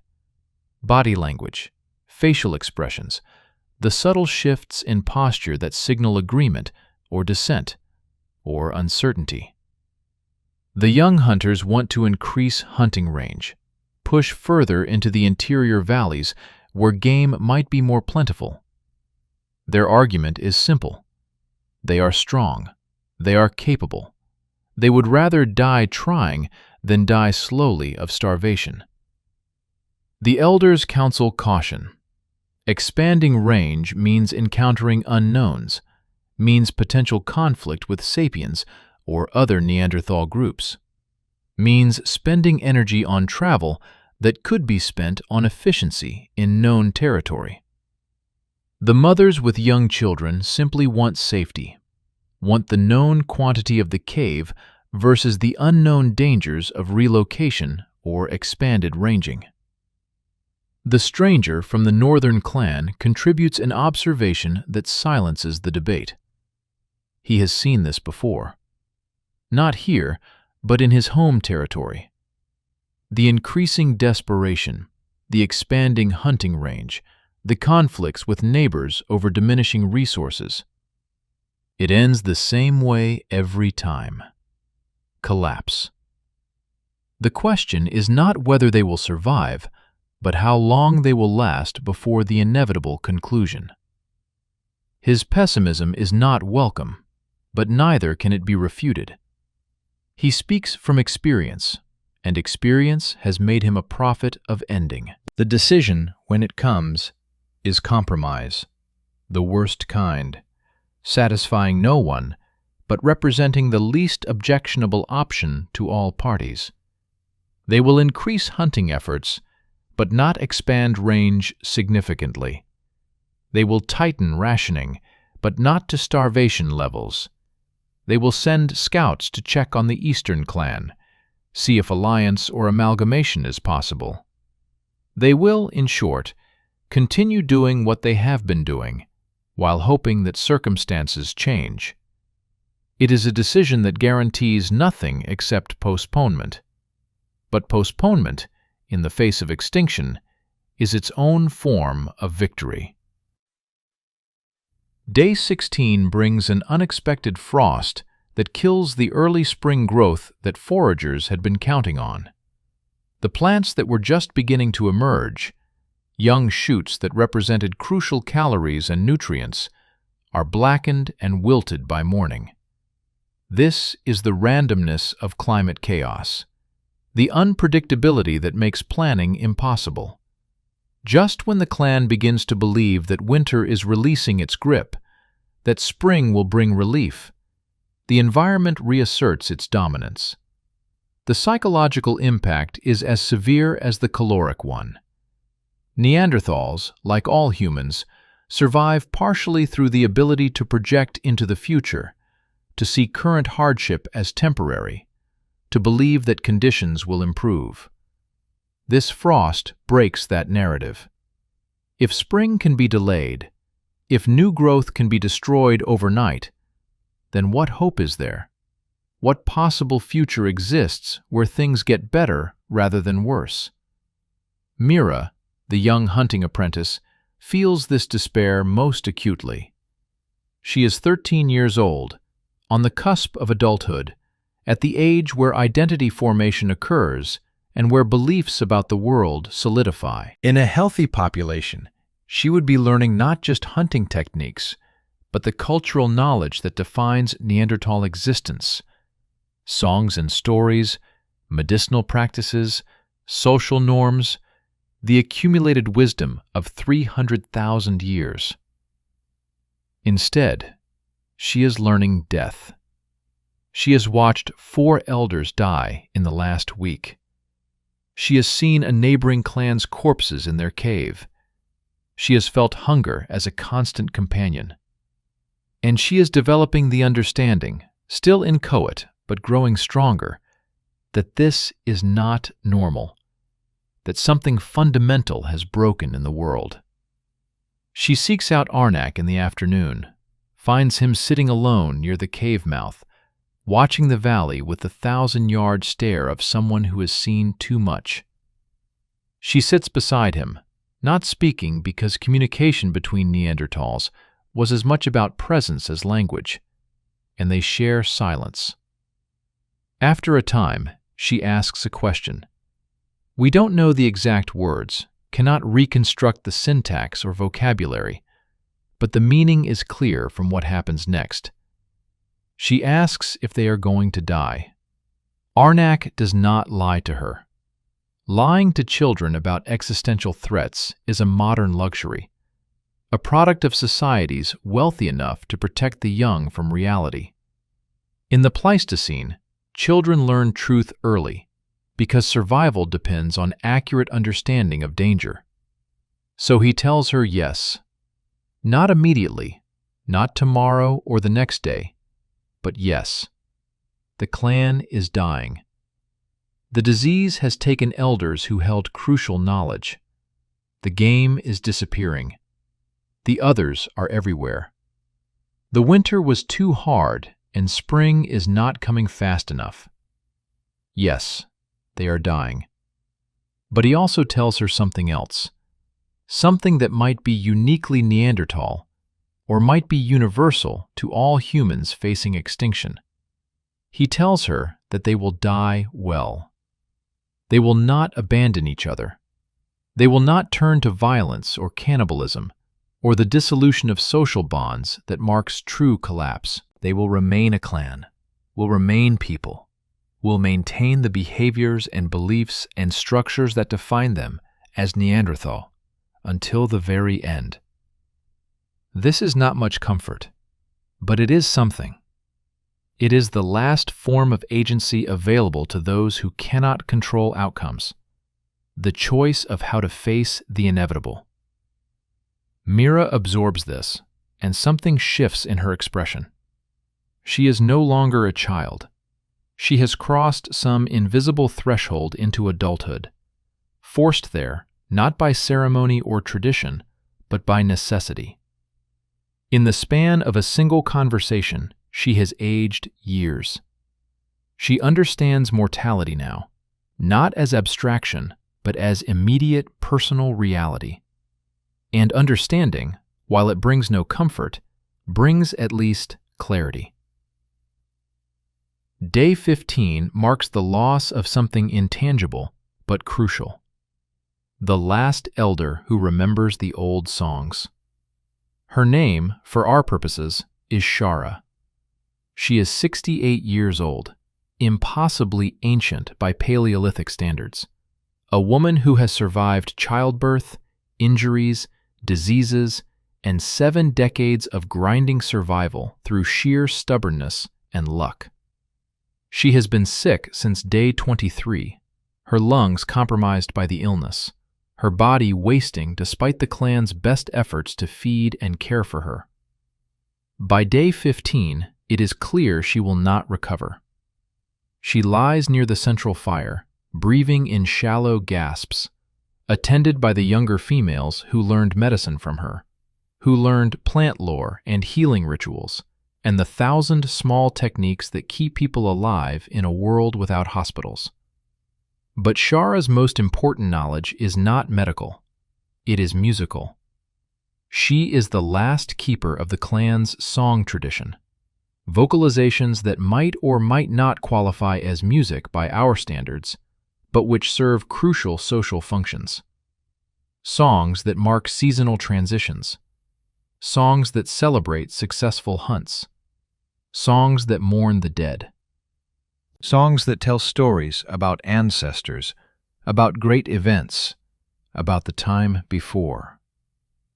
Whether these songs had words or were pure vocalization, whether they had melody in any sense we would recognize, we cannot know. But they existed. Multiple archaeological sites show evidence of Neanderthal acoustic behavior, caves chosen partially for their resonance, bone fragments that might have been percussion instruments, ochre-stained areas that could have been performance spaces. As Shara lies dying, the younger women try desperately to learn the songs from her. But song, more than any other knowledge form, requires extended transmission. You cannot learn a song by watching someone sing it once. You need repetition, need to hear the patterns multiple times, need to practice until muscle memory encodes the sequences. And Shara is too weak to sing more than a few phrases before coughing forces her to stop. The knowledge bleeds away in real time. One song, about the moon's phases and their relationship to animal migrations, is partially transmitted, but the ending is lost when Shara loses consciousness mid-phrase. Another song, reputedly 300 generations old, about the first clan members who discovered these caves, is reduced to fragments, a beginning phrase, a middle section, but no conclusion. A third song, used in burial ceremonies, is completely lost because Shara dies before anyone thinks to ask her to sing it. She dies as the sun sets on day 15, surrounded by people who love her and cannot save her. They keen over her body, but the keen itself is simpler now, less elaborate, because the elder who knew the formal death song is gone, and no one else learned it completely. The tradition fractures, the continuity breaks, and something that survived 300,000 years vanishes in the span of a single afternoon. This is cognitive extinction occurring in real time. Not the loss of biological organisms, but the loss of cultural information. Anthropologists call this cultural bottleneck. The moment when population decline becomes so severe that knowledge transmission fails. When there are not enough teachers or enough students or enough time for the accumulated wisdom of a civilization to pass from one generation to the next. The Neanderthals are experiencing this bottleneck now. Knowledge is dying faster than people, which means that even if some individuals survive, they will be diminished, will be less capable, will be Neanderthals in body, but not in culture. The burial takes place in darkness, torches lighting the cliff face in flickering orange. They place Shara next to Tarak, next to the other recent dead. building what is becoming less a cemetery and more a monument to collapse. Arnak speaks words over her body, words we cannot know, but which fulfill the same function as all funeral orations across all human cultures. Acknowledgement of loss, recognition of the deceased's value, assertion of continuity despite death, the eternal human refusal to accept that death is final, that individual existence is temporary, that we all end. But even as he speaks, Arnak knows these words ring hollow. There is no continuity here. There is only ending. Day 14 brings the scouts back from the east. They left 3 days ago with instructions to find the Eastern clan, assess their status, possibly negotiate for amalgamation or alliance. They return with news that surprises no one. The Eastern clan is gone. Not dead necessarily, though that remains possible, but departed. Their caves are empty, their fire pits cold, their tool caches ransacked. Whether they relocated, were absorbed by sapiens groups, scattered into the wilderness, or died somewhere unknown cannot be determined. But they are not where they were, and in a world without communication technology or long-distance travel infrastructure, not where they were is functionally equivalent to ceased to exist. The scouts also report increased sapiens presence in the region. They observed at least 3 separate sapiens camps in what was traditionally Neanderthal territory, each camp housing anywhere from 20 to 50 individuals. They observed organized hunting parties using atlatls, spear-throwing tools that allow projectiles to be launched with far greater force and range than hand-throwing. They observed what appeared to be semi-permanent structures, not just windbreaks and simple shelters, but carefully constructed dwellings with wooden frames and hide coverings, suggesting intention to occupy territory long-term rather than move seasonally. The sapiens are not just competing with Neanderthals for resources, they are replacing them. Not through violence. There is still no evidence of systematic conflict, but through superior numbers and superior technology and superior social organization.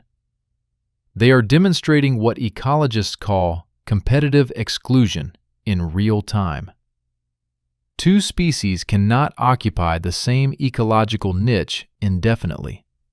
One will always outcompete the other. And sapiens, with their lighter builds requiring fewer calories, their projectile weapons allowing safer hunting, their larger social networks enabling better information sharing and cooperative labor, are the superior competitor. Arnak receives this report and makes a decision that reveals both his intelligence and his desperation. He orders a hunting party to avoid sapiens territory entirely from now on. No more shared valleys. No more competing for the same game trails. The clan will focus exclusively on the coastal regions and the high country, marginal territories that sapiens seem less interested in, where competition is reduced. It is a retreat. It is an admission that direct competition is unwinnable, and it is probably the correct strategic choice, the move that gives the clan the best chance at survival. But it also represents territorial compression, being squeezed into smaller and smaller ranges with fewer and fewer options, with the boundaries of viable existence closing like a noose. Today they seed the eastern valleys. Tomorrow they will seed something else. And eventually, inevitably, there will be nothing left to seed, nowhere left to retreat, and the compression will become terminal. The scouts also bring one piece of potentially good news. They found evidence of a small megafauna herd, mammoths, possibly 6 or 7 individuals, ranging in the high valleys to the northeast. Mammoth represents an enormous amount of meat, enough to feed the clan for weeks if they can bring one down. But mammoth hunting is among the most dangerous activities Neanderthals engage in. An adult mammoth weighs 5 tons, can run at speeds of 40 kilometers per hour, and possesses tusks that can punch through a human torso like a spear through water. Hunting mammoth requires coordination, requires multiple hunters working in perfect synchronization, requires accepting risk that in a healthy population might be justified, but in a clan already reduced to 34 functioning members seems almost suicidal. Yet they are desperate. And desperation makes risk calculations shift. What seems foolhardy in times of plenty becomes necessary in times of famine. Arnak begins planning the mammoth hunt. It will require every able-bodied hunter. It will require days of tracking and stalking. It will require luck and skill in equal measure. But if successful, it could buy them another month of survival, another month to hope that something, anything, changes. He does not let himself think about what happens if the hunt fails, if hunters are injured or killed, if the mammoth escapes. If they invest 3 days of energy and calories in a failed hunt, when those 3 days could have been spent on smaller, safer game. Because that way lies paralysis, and paralysis is death. 14 days remain. 5. The mammoth hunt. Days 13 to 10. Desperation and courage. Day 13 begins before dawn, in the cold darkness that precedes morning, when the world exists in shades of gray and the boundary between dreaming and waking blurs. 8 hunters prepare themselves for the mammoth hunt, a number that represents nearly every functional male in the clan, plus Mira, who insisted on being included and whose skill Arnak can no longer afford to dismiss based on age alone. They are leaving behind only the injured, the sick, the elderly, and the mothers with young children. If this hunting party fails to return, if something goes catastrophically wrong, the remaining clan members lack the capability to survive independently. This is not a hunt. This is a gamble with the clan's entire future as the stake. The preparation ritual is more elaborate than for smaller game. Each hunter paints their body with ochre mixed with animal fat, red and yellow patterns that serve both practical and symbolic purposes. Practically, the colors provide camouflage against the rocky terrain and autumn vegetation. Symbolically, the patterns connect the hunters to their ancestors, to the thousands of successful mammoth hunts that came before, to the accumulated luck and skill of 300,000 years of Neanderthal existence. Whether this constitutes religious behavior, magical thinking, or simply psychological preparation remains debated, but the effect is undeniable. The hunters transform from individuals into a unit, from separate men and women into a single hunting organism. They carry heavy spears, the heaviest the clan possesses, with massive stone points hafted onto shafts of hardwood that have been fire-hardened and seasoned for years. These are not the light projectiles that sapiens throw from distance.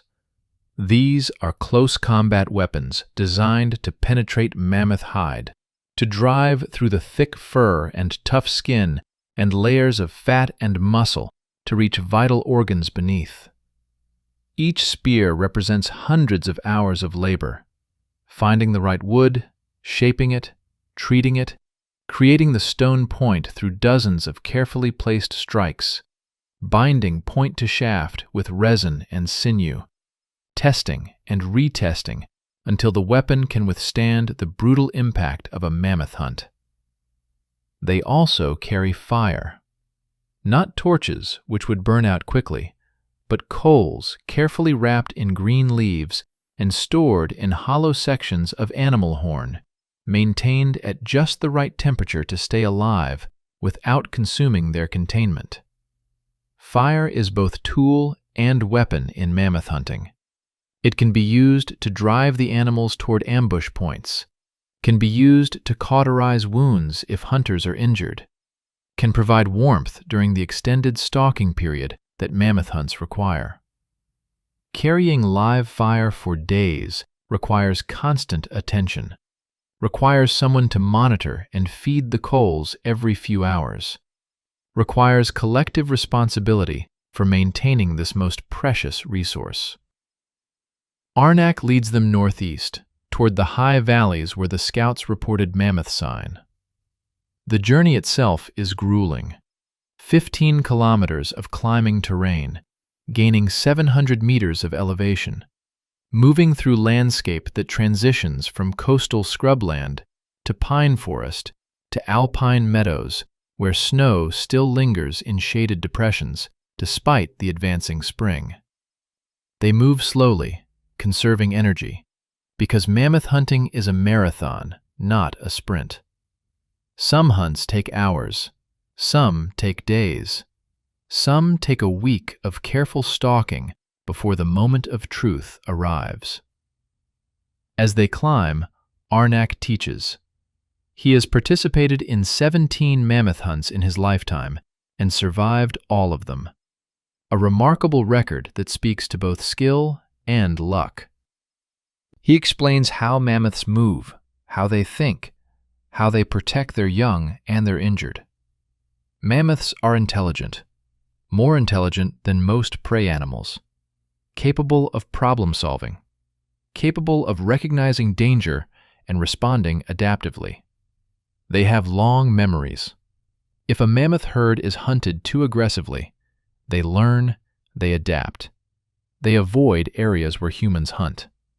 Some herds have been observed protecting their vulnerable members by forming defensive circles, adults facing outward with tusks lowered, creating an impenetrable barrier. He explains the strategy. They will target a juvenile, not a calf. Calves are too protected, too valuable to the herd, and attempting to take one almost guarantees a fight with defensive adults. But a juvenile, perhaps 3 years old, weighing maybe 1.5 tons, that is achievable. Still dangerous, still difficult, but within the realm of possibility for 8 determined hunters. The plan is separation and exhaustion. They will identify a target, harry it, drive it away from the herd, keep it moving until exhaustion and fear overcome its natural advantages of size and strength. Then, when it is isolated and tired, they will close in for the kill. Simple in concept, brutally difficult in execution. By midday, they reach the high valley and find the mammoth herd. 7 individuals, as the scouts reported. 2 adult females, 1 adult male, 3 juveniles of varying ages, and 1 calf still nursing from its mother. The herd is feeding on the sparse alpine vegetation, using their trunks to pull up grasses and strip bark from stunted trees, those massive heads swaying with the rhythm of constant eating. A mammoth requires 300 kilograms of vegetation per day. In this marginal environment, that means feeding almost constantly, moving slowly across the landscape in an endless search for calories. The hunters observe from cover for hours. This is the critical phase, learning the herd's patterns, identifying the social hierarchy, selecting the target. They watch how the adult female, clearly the matriarch, positions herself, how the other adults respond to her movements, how the juveniles interact with each other. Mammoth herds are matriarchal, led by the oldest, most experienced female, and disrupting that leadership can throw the entire group into confusion. Arnak selects the target, a juvenile male perhaps 3.5 years old, showing signs of adolescent independence, wandering slightly further from the group than the others, testing boundaries, displaying the kind of overconfidence that young males of all species exhibit. He is large enough to provide substantial meat, but not so large as to be impossible to bring down. He is socially peripheral enough that the herd might not defend him as aggressively as they would a more central member. The plan crystallizes. 3 hunters will approach from the east, showing themselves deliberately, making noise, driving the target west. 2 hunters will be positioned west, ready to turn him north when he flees. 3 more hunters, including Arnak and Mira, will wait north, concealed, ready for the final confrontation when the exhausted mammoth reaches their position. It requires precise timing, requires the ability to predict animal behavior, requires communication across distance without modern technology. It requires being better than the mammoth at the only game that matters, survival. They wait until late afternoon, when the herd has fed sufficiently to be somewhat lethargic, when the light is beginning to fade and visibility becomes challenging. Then they execute. The eastern hunters emerge from cover, shouting, waving torches, becoming as large and threatening as possible. The mammoth herd startles, trunks rising, ears flaring, the universal alarm posture. The matriarch bellows, a sound that is part trumpet, part roar, a vocalization that carries for kilometers and announces danger to any animal capable of hearing. The herd begins to move away from the threat, lumbering into motion with surprising speed for creatures so massive. But the target juvenile, peripheral and impulsive, breaks from the group. Instead of staying with the protective formation, he runs, directly west, precisely as Arnak predicted. The western hunters appear, cutting off his escape, and he turns north, now running hard, fear overriding judgment. Behind him, the herd continues fleeing east, and the matriarch's bellows take on a different quality. Not alarm, but anger, frustration. The sound of a leader who has lost a member and knows she cannot stop to retrieve him without endangering the entire group. The juvenile mammoth runs north, and the hunters give chase. Not trying to catch him yet. That would be impossible. A mammoth at full speed can outrun any human. But keeping pace, maintaining pressure, ensuring he keeps running.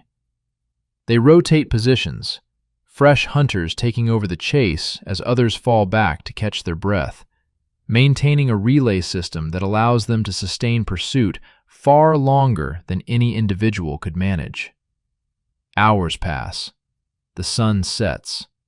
The mammoth continues running, but his pace is slowing. His breathing is labored, great gusts of steam in the cold air. His movements become less coordinated, stumbling over rocks, misjudging terrain. Exhaustion is setting in. The biological reality that all mammals face. No organism can sustain maximum effort indefinitely. Eventually, energy reserves deplete. Eventually, oxygen debt accumulates. Eventually, the body begins to fail. As darkness deepens, the mammoth stumbles into the killing ground, a narrow ravine where Arnak and Mira wait with fresh spears. The juvenile sees them, tries to turn, but the other hunters are closing from behind, torches blazing, cutting off retreat. He is trapped. What follows is not dramatic. It is not cinematic. It is brutal, bloody work that takes 20 minutes of sustained effort and leaves every hunter gasping with exertion. The mammoth, cornered and desperate, charges. Arnak takes the first strike, his spear driving into the shoulder joint, feeling the resistance of hide and muscle, feeling the point penetrate and then stop against bone. The mammoth screams, a sound that is pure agony and rage, and swings his head, tusks slashing. Arnak barely dodges, feels the wind of the tusk passing centimeters from his chest. Mira strikes from the side, her smaller frame allowing her to duck beneath the mammoth's defense, her spear taking him in the belly, driving upward toward the lungs. Another hunter strikes from the opposite side, then another. The mammoth staggers, bleeding from multiple wounds, still fighting but weakening with every heartbeat, every liter of blood pumping onto the stone. Crawl, his shoulder still healing from the cave lion attack, delivers the killing blow. A desperate lunge that puts his spear through the mammoth's eye, through the thin orbital bone, into the brain beyond. The juvenile mammoth shudders, makes a sound that might be a sigh or might be the final exhalation of dying lungs, and collapses. Silence descends. The hunters stand over their kill, chests heaving, covered in blood and sweat and mammoth hair, and for a moment, no one moves. They have succeeded. Against enormous odds, with a hunting party too small and a clan too depleted, they have brought down a mammoth. 1,500 kilograms of meat and fat and bone and hide and sinew and everything else a Neanderthal clan needs to survive. Then the work begins. Day 12 is devoted entirely to butchering. A dead mammoth is both treasure and problem.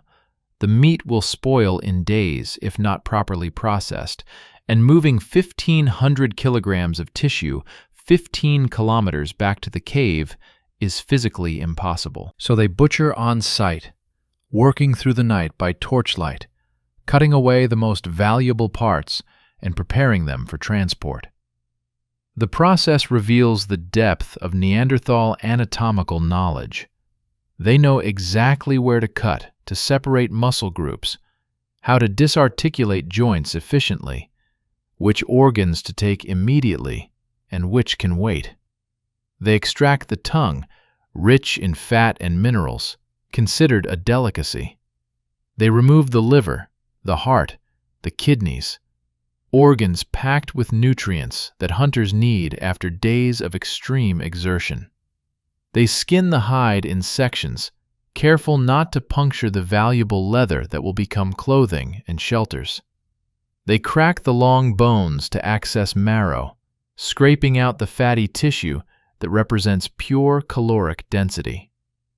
Mira works alongside the adults, learning through doing, her hands cramping from cold and exertion, her back aching from hours bent over the carcass, but her mind absorbing every detail. This is education in its most fundamental form. Not abstract classroom learning, but practical knowledge transmission that makes the difference between survival and death. She learns which cuts yield the most meat with the least effort. She learns how to preserve organ meat by coating it in the mammoth's own fat. She learns which bones can be split for tools and which are better left intact for transport. By dawn of day 12, they have processed perhaps 40% of the carcass, as much as they can realistically carry back to the cave. The rest they reluctantly abandon, knowing that scavengers will find it within hours, that wolves and hyenas and birds of prey will finish what they started. It feels wasteful, leaving so much behind, but physics is unforgiving. 8 humans can only carry so much weight over 15 kilometers of mountain terrain. They cache the meat in hide bundles, each hunter carrying perhaps 30 kilograms of tissue. Arnak insists on taking one of the tusks. Not for practical reasons, it's too heavy to be worth the caloric cost of transport, but for symbolic ones. The tusk represents success, represents continuity, represents defiance of the universe's apparent determination to extinguish them. He straps it to his back, adding 20 kilograms to his burden, and begins the long walk home. The return journey takes all day. They move slowly, stopping frequently to rest, to adjust loads, to eat small portions of raw liver for immediate energy. Their path takes them past a sapiens camp, smoke visible in the valley below, multiple fires suggesting a population of 50 or more individuals. The Neanderthal hunters watch from high ground, and the sapiens, if they notice the hunters at all, do not react. There is no confrontation, no territorial display, just the passive acknowledgement of separate populations occupying separate ecological spaces. But Mira, watching the sapiens camp, feels something shift in her understanding. She sees the organization, the multiple shelters arranged in clear patterns, the communal fire pits, the evidence of craft specialization with different areas for different activities. She sees children playing, dozens of children, more children than her entire clan contains. She sees old people sitting and working on complex tools, their knowledge valued and preserved. She sees, in short, a functioning society, a population with enough members and enough resources and enough stability to maintain the social structures that enable long-term survival. And she understands, with the clarity that sometimes comes to the young, that her clan lacks all of this. They are not a society anymore. They are a survival group, clinging to existence day by day, without the population depth or resource security to maintain the cultural complexity that characterized Neanderthal existence for 300,000 years. They are, in effect, watching the future walk past them while they cling to a past that is already gone. They reach the home cave as sunset paints the cliffs orange and gold. The remaining clan members emerge to greet them, and the greeting is joyous despite everything. This is success. This is abundance. This is proof that skill and courage and collective action can still triumph over a universe that seems designed to crush them. They haul the meat into the cave, and the feast begins immediately. Raw mammoth tongue, sliced thin and passed from hand to hand. Roasted heart, the muscle tissue still warm from the animal's body heat, preserved through the journey. Strips of fat rendered in stone bowls over the fire, the liquid gold of pure calories. Children eat until their stomachs distend. The sick receive choice portions. Organ meat rich in vitamins. Bone marrow that slides down easily without requiring chewing. Even Kara, still recovering from her ankle injury, eats with enthusiasm that has been absent since her accident. For tonight, hunger is defeated. For tonight, they are not a dying clan, but a successful one. Not victims of circumstance, but masters of their fate. The mammoth tusk is placed at the cave entrance, a trophy and a symbol and a message to whatever forces govern the universe. We are still here. We still hunt. We still matter. Day 11 brings the inevitable consequence of success. Visitors. The mammoth kill was not invisible. The butchering process attracted scavengers from across the region, and scavengers attract predators, and predators attract other predators. More significantly, in a landscape where food scarcity is universal, a large kill announces itself through dozens of subtle signs. The flight patterns of birds, the behavior of carnivores, the scent on the wind that carries for kilometers. Mid-morning, a group of sapiens appears on the ridge above the cave. 7 individuals, mixed male and female, carrying light spears and what appear to be trading goods, bundles of hide, baskets woven from plant fiber, objects that suggest commercial rather than predatory intent. They make no aggressive moves, simply stand visible on the ridge, waiting.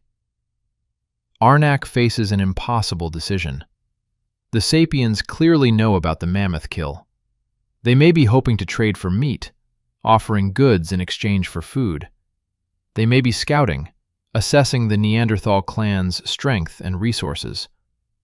They may simply be curious, drawn by the rare sight of Neanderthal hunters succeeding at a mammoth hunt. But whatever their intention, their presence demands response. He takes 3 hunters and approaches the sapiens group, stopping at a distance that allows conversation without requiring close proximity. What happens next is one of the few documented instances of interspecies communication between Neanderthals and sapiens.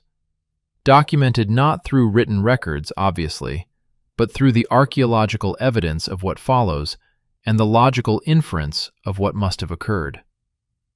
The sapiens' leader, a tall male with elaborate facial scarification and a necklace made from cave bear teeth, makes gestures, pointing at the cave, pointing at his own mouth. Universal human language. You have food. We want food. He offers his bundles, hides scraped thin and soft, quality work that represents hours of labor. Trade goods. Arnak considers. The clan has more meat than they can consume before spoilage, particularly given that some members are still sick and eating less than normal. Trading surplus for goods they need makes economic sense. But trading with sapiens feels wrong in ways he cannot articulate, like acknowledging their legitimacy, like accepting their presence as permanent rather than temporary intrusion. It feels like surrender. But pragmatism wins. He signals agreement. The exchange happens quickly. 3 large bundles of mammoth meat for the processed hides and several baskets that will be useful for foraging. No words are spoken that either side can understand. No friendship is established. It is pure transaction, economic exchange stripped of all social nuance. As the sapiens depart with their meat, Mira watches them go and asks Arnak a question. Why are there so many of them and so few of us? It is the question that cuts to the heart of extinction, the question that has no satisfactory answer. Arnak can only respond with observation. They travel in larger groups. They seem to produce more children who survive to adulthood. They have technologies that allow them to hunt more efficiently with less risk. But these are descriptions, not explanations. The why remains opaque. The truth, which neither Arnak nor Mira can access, lies in deep evolutionary history. Homo sapiens evolved in Africa, in environments that favored larger social groups and more complex cooperative behaviors. Our ancestors faced different selective pressures, more diverse predators, more disease exposure, more variable climate, and responded by developing social structures that could scale to hundreds of individuals. Neanderthals evolved in Europe, in more stable but harsher environments, and developed strategies that worked beautifully for tens of thousands of years, but which required smaller, tighter-knit groups. Neither strategy is inherently superior, but when the two come into contact, when they compete for the same resources in the same territories, the strategy that allows larger population numbers wins through simple arithmetic. Not because sapiens are smarter or stronger or better, but because there are more of them. This is the tragedy playing out in real time, visible to those experiencing it, but comprehensible only to those examining it from the distance of 40,000 years. Yes, day 10 brings a moment of unexpected beauty that will haunt the survivors for the rest of their brief lives. The newborn infant, now 4 days old, opens her eyes fully for the first time and fixes her gaze on her mother's face. It is the moment of recognition, the neurological milestone when an infant's brain begins processing visual information meaningfully, begins distinguishing the mother's face from the general blur of existence. Her mother, we'll call her Tala, experiences joy so pure it transcends the desperate circumstances of their survival. This is her first child to survive past birth. She has been pregnant 4 times before. 2 pregnancies ended in miscarriage. 1 infant was stillborn. 1 lived for 3 days before succumbing to what we would recognize as a congenital heart defect, but which Tala could only understand as mysterious weakness. This child, this girl who stares up at her with dark eyes that will never see adulthood, represents hope against all evidence, represents the biological imperative to reproduce, overwhelming the rational assessment that bringing new life into a dying world is cruelty.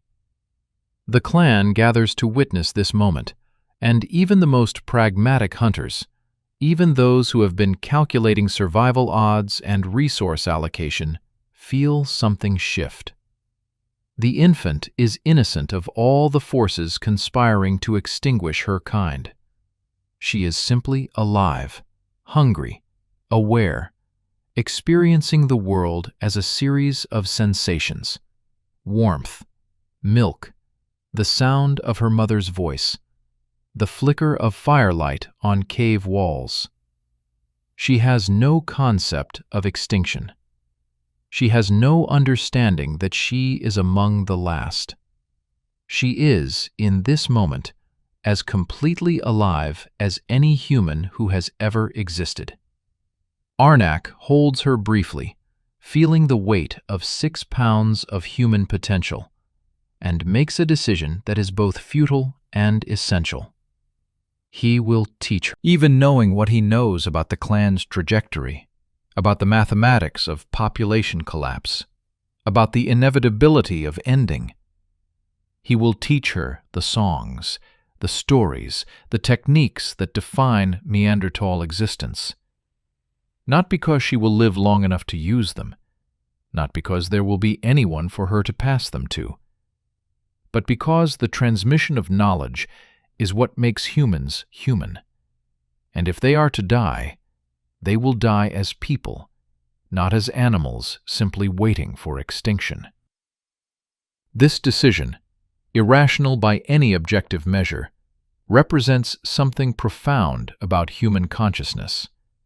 The refusal to accept inevitability, the insistence on meaning even when meaning is futile. The creation of culture and knowledge and beauty not because it serves survival, but because it serves some deeper need for significance. The Neanderthals are dying, but they will die as themselves, maintaining the behaviors and beliefs that define them until the very last moment. As evening falls on day 10, the clan sits around the fire, bellies full of mammoth meat for the first time in weeks, and Arnak begins teaching the infant the first song, a simple vocalization about the moon and its cycles, about how the moon guides hunters and marks the passage of time. The infant cannot understand, cannot learn, can barely focus her eyes. But Arnak sings anyway, his voice rough with age and emotion, and the clan joins in, their voices blending in harmonies that have echoed through these caves for 100 generations. The song rises into the darkness, carried on smoke from the fire, mixing with the wind that has carved these cliffs for millions of years. For a few minutes, the Neanderthals are not a dying species. They are simply people, singing in the dark, making beauty because beauty is what humans do. 10 days remain. The final fracture. Days 9 to 5, when hope dies. Day 9 begins with a sound that has not been heard in the cave for nearly 2 weeks. Genuine, unforced laughter from the children playing near the cave entrance, their bellies full of mammoth meat, their energy restored by days of adequate nutrition. They are playing a game that might be universal to human children across all times and places, a form of tag, chasing each other through the rocks, shrieking with delight when caught, immediately demanding to play again. The adults watch with expressions that mix joy and heartbreak. This is what normalcy looks like.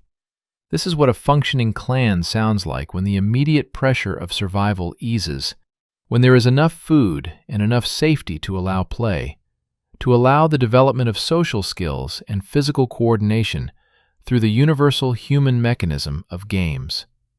But the adults also understand what the children cannot, that this moment is borrowed, that the mammoth meat will last perhaps another week, that when it is gone, they will return to the grinding reality of insufficient calories and increasing desperation. Kara, her ankle finally healed enough to walk without pain, sits with Tala and the infant, teaching the new mother the techniques of infant care that have been passed down through countless generations. How to recognize the different cries, hunger versus discomfort versus pain. How to check if the infant is getting enough milk by monitoring urine output and weight gain. How to protect the vulnerable fontanelle, the soft spot on the skull where the bones have not yet fused. How to carry the infant safely while foraging, using a sling woven from plant fiber that distributes weight and keeps hands free for work. This knowledge transfer is happening against a clock that neither woman fully comprehends. In a healthy population, new mothers have years to learn childcare, have multiple experienced mothers to consult, have the luxury of making mistakes and learning from them without catastrophic consequences. But Tala is learning in days what should take months. And Kara is trying to compress 70,000 years of accumulated maternal wisdom into a crash course that may not be enough. Mid-morning brings a visitor, but not sapiens this time. A lone Neanderthal female, perhaps 25 years old, emerges from the northern trail. She is emaciated, exhausted, and 8 months pregnant.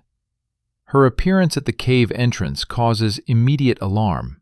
Strangers are rare, and a pregnant stranger in this condition suggests catastrophe. Her story emerges in fragments over the next hours. She is from the Eastern Clan, the group that the scouts reported as vanished. They did not die. They attempted to relocate, to move deeper into the mountains where sapiens' presence was less pronounced, where game might be more plentiful. The journey went wrong. They encountered an early snowstorm at high elevation. 3 members died of exposure. They lost most of their food stores when a cache was raided by bears. The group fragmented. Some turned back, some continued forward, some scattered into the wilderness. She walked for 11 days to reach this cave, driven by desperation and the knowledge that giving birth alone in the wilderness is death for both mother and infant. Her name, for our purposes, is Neela. Her arrival presents Arnak with another impossible calculation. She is a genetic resource. In a population suffering from inbreeding depression, an unrelated female of reproductive age is precious beyond measure. But she is also a burden, heavily pregnant, requiring food and care at a time when resources are already stretched thin. And her pregnancy, occurring during severe malnutrition and extreme stress, is high risk. The chances of successful delivery producing a healthy infant are low. The chances of maternal mortality are high. He accepts her anyway. Because the alternative, turning away a pregnant woman to die in the wilderness, violates something fundamental in Neanderthal social structure, some instinct for compassion that has been documented across dozens of Neanderthal sites, in the evidence of long-term care for the injured and disabled, in burial practices that show reverence for the dead. The Neanderthals may be dying, but they will not become monsters in their dying. Neela is given water first, then food, then a place near the fire to rest. The clan's females examine her with the practiced efficiency of midwives who have attended hundreds of births. The assessment is concerning. She is severely malnourished. Her ribs show clearly, her face is gaunt, her arms are stick-thin. The fetus is moving, which is positive, but the mother's body is cannibalizing its own tissue to keep the pregnancy viable, which means she is simultaneously growing a baby and starving to death. Without immediate intervention, without substantial caloric intake and weeks of rest, both mother and infant will likely die. The clan commits to that intervention. Neela receives double portions of the remaining mammoth meat. She is excused from all work, allowed to do nothing but eat, rest, and gestate. It is a resource allocation that reduces everyone else's portions, but which the clan accepts as necessary. This is the mathematics of kin selection operating at the species level. Helping a genetic relative, even a distant one, is worth personal sacrifice because it preserves the larger gene pool. But the mathematics are damning. The clan now numbers 35 individuals, with 2 pregnant females requiring extra resources, 5 individuals still recovering from illness, 3 children too young to contribute meaningfully to survival, and 4 elders whose productivity is declining with age. That leaves perhaps 20 individuals carrying the full burden of foraging, hunting, tool-making, and all other survival tasks. The ratio of producers to consumers has crossed a critical threshold. The clan is no longer sustainable. Day 8 brings the first sign of spring that feels real rather than false. A warm southern wind that melts the remaining ice in the shade, that brings the scent of growing things from the valleys below, that causes birds to begin singing their mating songs in the pre-dawn darkness. Spring means renewal, means the return of plant resources, means deer and ibex calving season when vulnerable young provide easier hunting. Spring means hope. But spring also brings sapiens in increasing numbers. With the weather improving, sapiens groups that spent winter in sheltered valleys are now ranging widely, exploring new territories, establishing camps in areas they avoided during the harsh months. The scouts report at least 5 new sapiens camps within a day's walk of the Neanderthal cave. Not threatening, not aggressive, simply present, occupying space, exploiting resources, existing in numbers that make competition increasingly asymmetric. Arnak climbs to the high ridge above the cave, the place where he goes to think, to process problems too large for group discussion. From here, he can see vast swaths of territory, valleys and ridges stretching to the horizon, the Mediterranean glittering in the distance, mountains rising in the north. This is Neanderthal homeland, has been for 100,000 years. His ancestors hunted every valley visible from this ridge, knew every water source, every cave system, every game trail. And now, across that landscape, smoke rises from dozens of sapiens fires. Not a few scattered camps, but a network of settlements. Evidence of population density that Neanderthals never achieved, that perhaps Neanderthals were never capable of achieving, given their social structure and resource requirements. The landscape is filling with the others, and the space available for Neanderthals is shrinking to nothing. He experiences something that we might call grief, though whether Neanderthals had the cognitive architecture for abstract grief, mourning not just individuals but possibilities, not just the dead but the future that will never exist, remains uncertain. But Arnak feels loss so profound it is almost physical, a weight in his chest that makes breathing difficult. He is watching his entire world die in real time. watching the extinction not just of his clan, but of his species, and he is powerless to prevent it. A sound disturbs his meditation. Footsteps on the trail.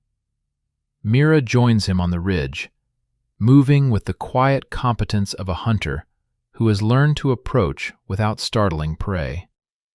She sits beside him in silence for a time, both of them surveying the transformed landscape. She asks a question that cuts to the philosophical heart of extinction. If we all die, does it matter that we lived?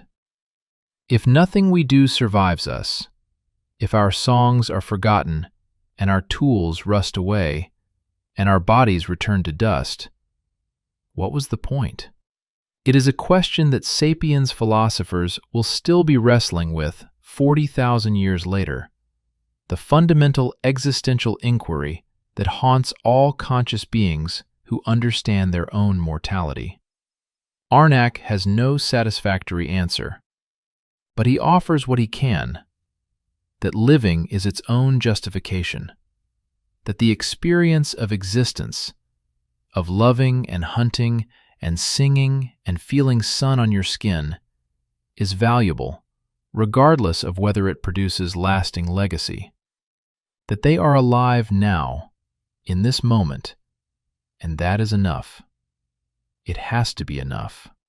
Whether Mira finds this comforting is unclear, but she remains sitting beside him as the sun arcs across the sky, and their silent companionship is its own form of meaning, its own defiance of the void. Day 7 brings catastrophe disguised as routine. A foraging party, consisting of 3 females and 2 children, ranges along the coast, seeking shellfish and sea vegetables. It is a trip they have made hundreds of times, a safe activity that even children can participate in, that provides reliable, if modest, calories. The tide is out, exposing the rocks and pools where mussels and limpets cling, where small crabs scuttle, where edible seaweed drapes in dark green curtains. They are focused on their work, heads down, hands busy prying shellfish from rocks, when the sapiens hunting party appears. 8 individuals, moving fast along the beach, apparently tracking seal or dolphin. The 2 groups spot each other simultaneously, and what happens next will never be fully understood, because the only witnesses are Neanderthals who survive, and sapiens who have no one to tell their story to across the gulf of 40,000 years. There is no evidence of intentional violence, no indication that either group attacked the other. But there is panic. The Neanderthal foragers, outnumbered and caught in the open, flee. One of the females slips on wet rocks, falls, strikes her head on stone. The sapiens hunters, startled by the sudden movement, raise their spears in defensive posture. One of the Neanderthal children screams. The sound triggers something in one of the younger sapiens males, perhaps mistaking it for aggression, perhaps simply reacting on instinct, and he throws his spear. The projectile takes one of the Neanderthal females in the back as she runs. The atlatl-launched spear has far more force than hand-thrown weapons. It punches through her ribcage, punctures a lung, drops her to the sand. She dies within minutes, drowning in her own blood, while the sapiens hunters stand in shock at what just happened, and the remaining Neanderthal foragers scatter into the rocks. This is not war. This is not genocide. This is tragedy born of fear and misunderstanding, and the terrible ease with which violence erupts when different populations meet in conditions of scarcity and stress. The sapiens did not hunt the Neanderthals. They defended themselves against what they perceived as threat. But the distinction between murder and accident provides no comfort to the dead. The surviving foragers return to the cave with their story, and the clan's response is immediate and revealing. There is no talk of revenge, no war council convened, no planning of retaliatory raids. The Neanderthals simply accept this death as they have accepted all the others, as tragedy, as loss, as further evidence that the world is hostile and survival is temporary, and all they can do is endure as long as possible. But something shifts in the collective psychology. The coast, which has been a reliable resource zone, now feels dangerous. The sapiens' presence has moved from abstract competition to immediate threat. The boundaries of safe territory contract further, and the clan's options narrow again. The woman who died, her name in our story is Vela, leaves behind 2 children, now orphaned. In a Neanderthal clan, orphans are adopted immediately, integrated into other family units without question. Kara takes them, despite having her own challenges, because this is what clan members do. But the strain shows. Her face ages years in a single day. She now cares for the infant she birthed, plus 2 traumatized children who just watched their mother die violently. Her resources, emotional, physical, temporal, are stretched beyond capacity. The clan buries Vela on the cliff at sunset, and the ceremony is briefer than it should be, perfunctory compared to the elaborate rituals that once marked death. Not because they care less, but because they have buried so many in such a short time that grief has become routine, that the emotional reserves required for proper mourning are depleted. They are becoming numb to death, and that numbness, that acceptance of mortality as normal rather than tragic, is its own form of extinction. The death of the capacity to fully value individual existence. Day 6 brings Neela into labor. It is too early. She is only 8 months pregnant, and premature birth in the Paleolithic is almost always fatal for the infant and dangerous for the mother. But malnutrition and stress have triggered early labor, and once the process begins, it cannot be stopped with Neanderthal medical technology. The labor is difficult. Neela's body, weakened by weeks of inadequate nutrition, lacks the strength for effective contractions. The delivery stalls repeatedly, the infant stuck in the birth canal, both mother and baby at risk of death from exhaustion or oxygen deprivation. The clan's midwives, Kara and 2 elder females, do everything they can.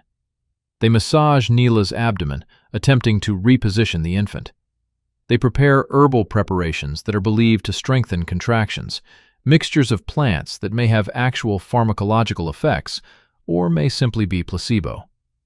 They maintain constant emotional support, talking to Neela, encouraging her, connecting her to the community she is struggling to reproduce for.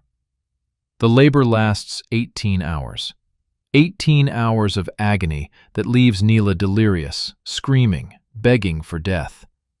And then, as dawn breaks on day 5, the infant emerges, a boy, tiny and blue and not breathing. The midwives work desperately to revive him. They clear his airways, they rub his chest, they blow air into his mouth in a proto-CPR technique that shows surprising medical sophistication. For 90 seconds, the infant remains lifeless, and the midwives prepare to deliver the news that every mother dreads. But then, miraculously, he gasps. His chest heaves, his skin begins to pink. He lives, but barely. The infant is critically premature, weighing perhaps 4 pounds. His skin translucent enough to see blood vessels beneath. His breathing rapid and shallow. In a modern neonatal intensive care unit, with incubators and oxygen and antibiotics, he might have a 50% chance of survival. In a Neanderthal cave, with nothing but body heat and breast milk and desperate hope, his chances are nearly 0.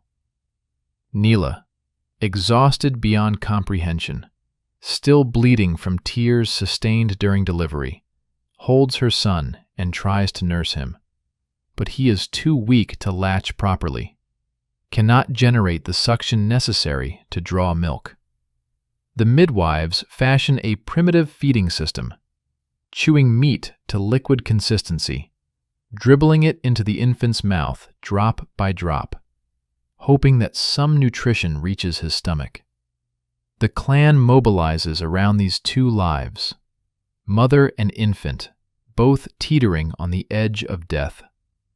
The precious mammoth meat that remains goes primarily to Neela, attempting to give her body the resources it needs to heal and produce milk.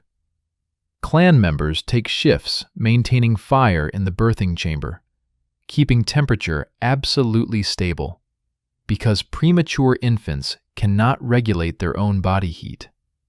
Kara, despite her own burdens, spends hours holding the infant against her chest, using her body warmth to keep him alive, singing the old songs that might or might not provide comfort, but which represent continuity, culture, the refusal to let knowledge die, even as people die. Day 5 brings a decision that fractures the clan's remaining unity. With resources depleted, the mammoth meat almost gone, hunting poor, foraging limited by increased sapiens presence, a group of younger clan members approaches Arnak with a proposal. They want to leave. Not permanently, they insist, but temporarily. They want to range further north, into the high mountains where sapiens are fewer, where megafauna might still be found in viable numbers, where perhaps conditions are better. They will scout, hunt, return with meat if successful. It is logical. It is desperate. And it is the beginning of the clan's final fragmentation. Arnak knows what this means. Groups that leave clans during times of crisis rarely return. Not because they don't intend to, but because the forces that cause them to leave usually prevent return. They find different territory. They encounter other groups and join them. They die in the wilderness. They simply keep moving, driven by the same desperation that caused them to leave initially. A clan that fractures is a clan that ends. But he also knows he cannot stop them. Neanderthal social structure, as best we can reconstruct it, was not authoritarian.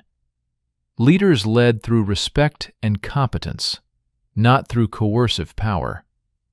If clan members wanted to leave, they could leave. And preventing their departure would only create resentment, would hasten the clan's disintegration from internal conflict rather than external pressure. He agrees to let them go. 5 individuals, 3 males in their 20s, 2 females in their late teens, all without dependent children. The strongest, healthiest members of the clan. The ones most likely to survive independently.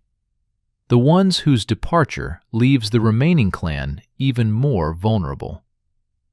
They prepare to leave at first light, packing minimal supplies because they need to travel fast.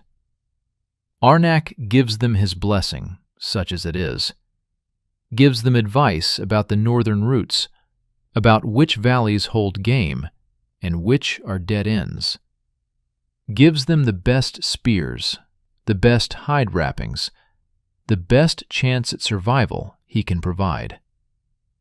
Mira watches them prepare to leave and makes a decision that surprises everyone, including herself. She wants to go with them. She is young, strong, skilled at hunting. She has no infant to care for, no elderly parents depending on her. She has her whole life ahead of her, and staying in the cave feels like choosing death, while leaving feels like choosing possibility. Arnak faces the hardest decision of his life. Mira is not his daughter. Neanderthal kinship structures are not identical to ours. But she is clan. She is young. She represents potential. Keeping her is selfish. She will almost certainly die if she stays. But letting her go means accepting that the clan has no future, that they are simply waiting to die rather than living. He tells her no, not because he has authority to command her, but because he asks her to stay as a personal request. The clan needs hunters. The children need someone to teach them. Tala's infant, if she lives, will need someone to remember the old knowledge. He asks Mira to choose obligation over possibility, to choose loyalty over survival. And Mira, because she is young, and because young people still believe that loyalty and love matter more than survival, agrees to stay. The 5 departing clan members leave at dawn, walking north into the mountains, and 30 individuals watch them go with the understanding that they are watching part of themselves disappear. The clan that has existed in this location for 100 generations, that has maintained continuity through ice ages and climate shifts and megafauna extinctions, and all the other catastrophes that 40,000 years can throw at a population, is dissolving. The bonds that held them together, kinship and shared history and collective knowledge, are not strong enough to resist the pressure of extinction.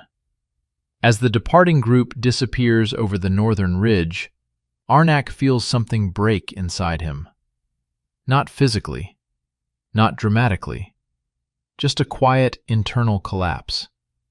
The understanding that he has led his people as well as he could, and it was not enough. That he will die having failed at the most fundamental responsibility of any leader, ensuring the survival of those entrusted to his care. 5 days remain. The long darkness. Days 4 to 2. The unraveling.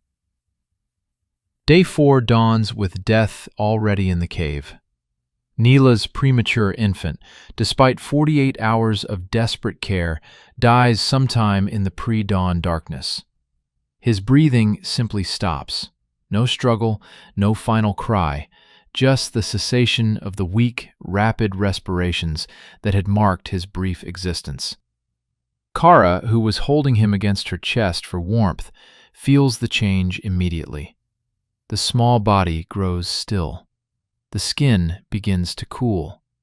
Life, having barely established itself, departs as quietly as morning mist. Neela's reaction is not dramatic.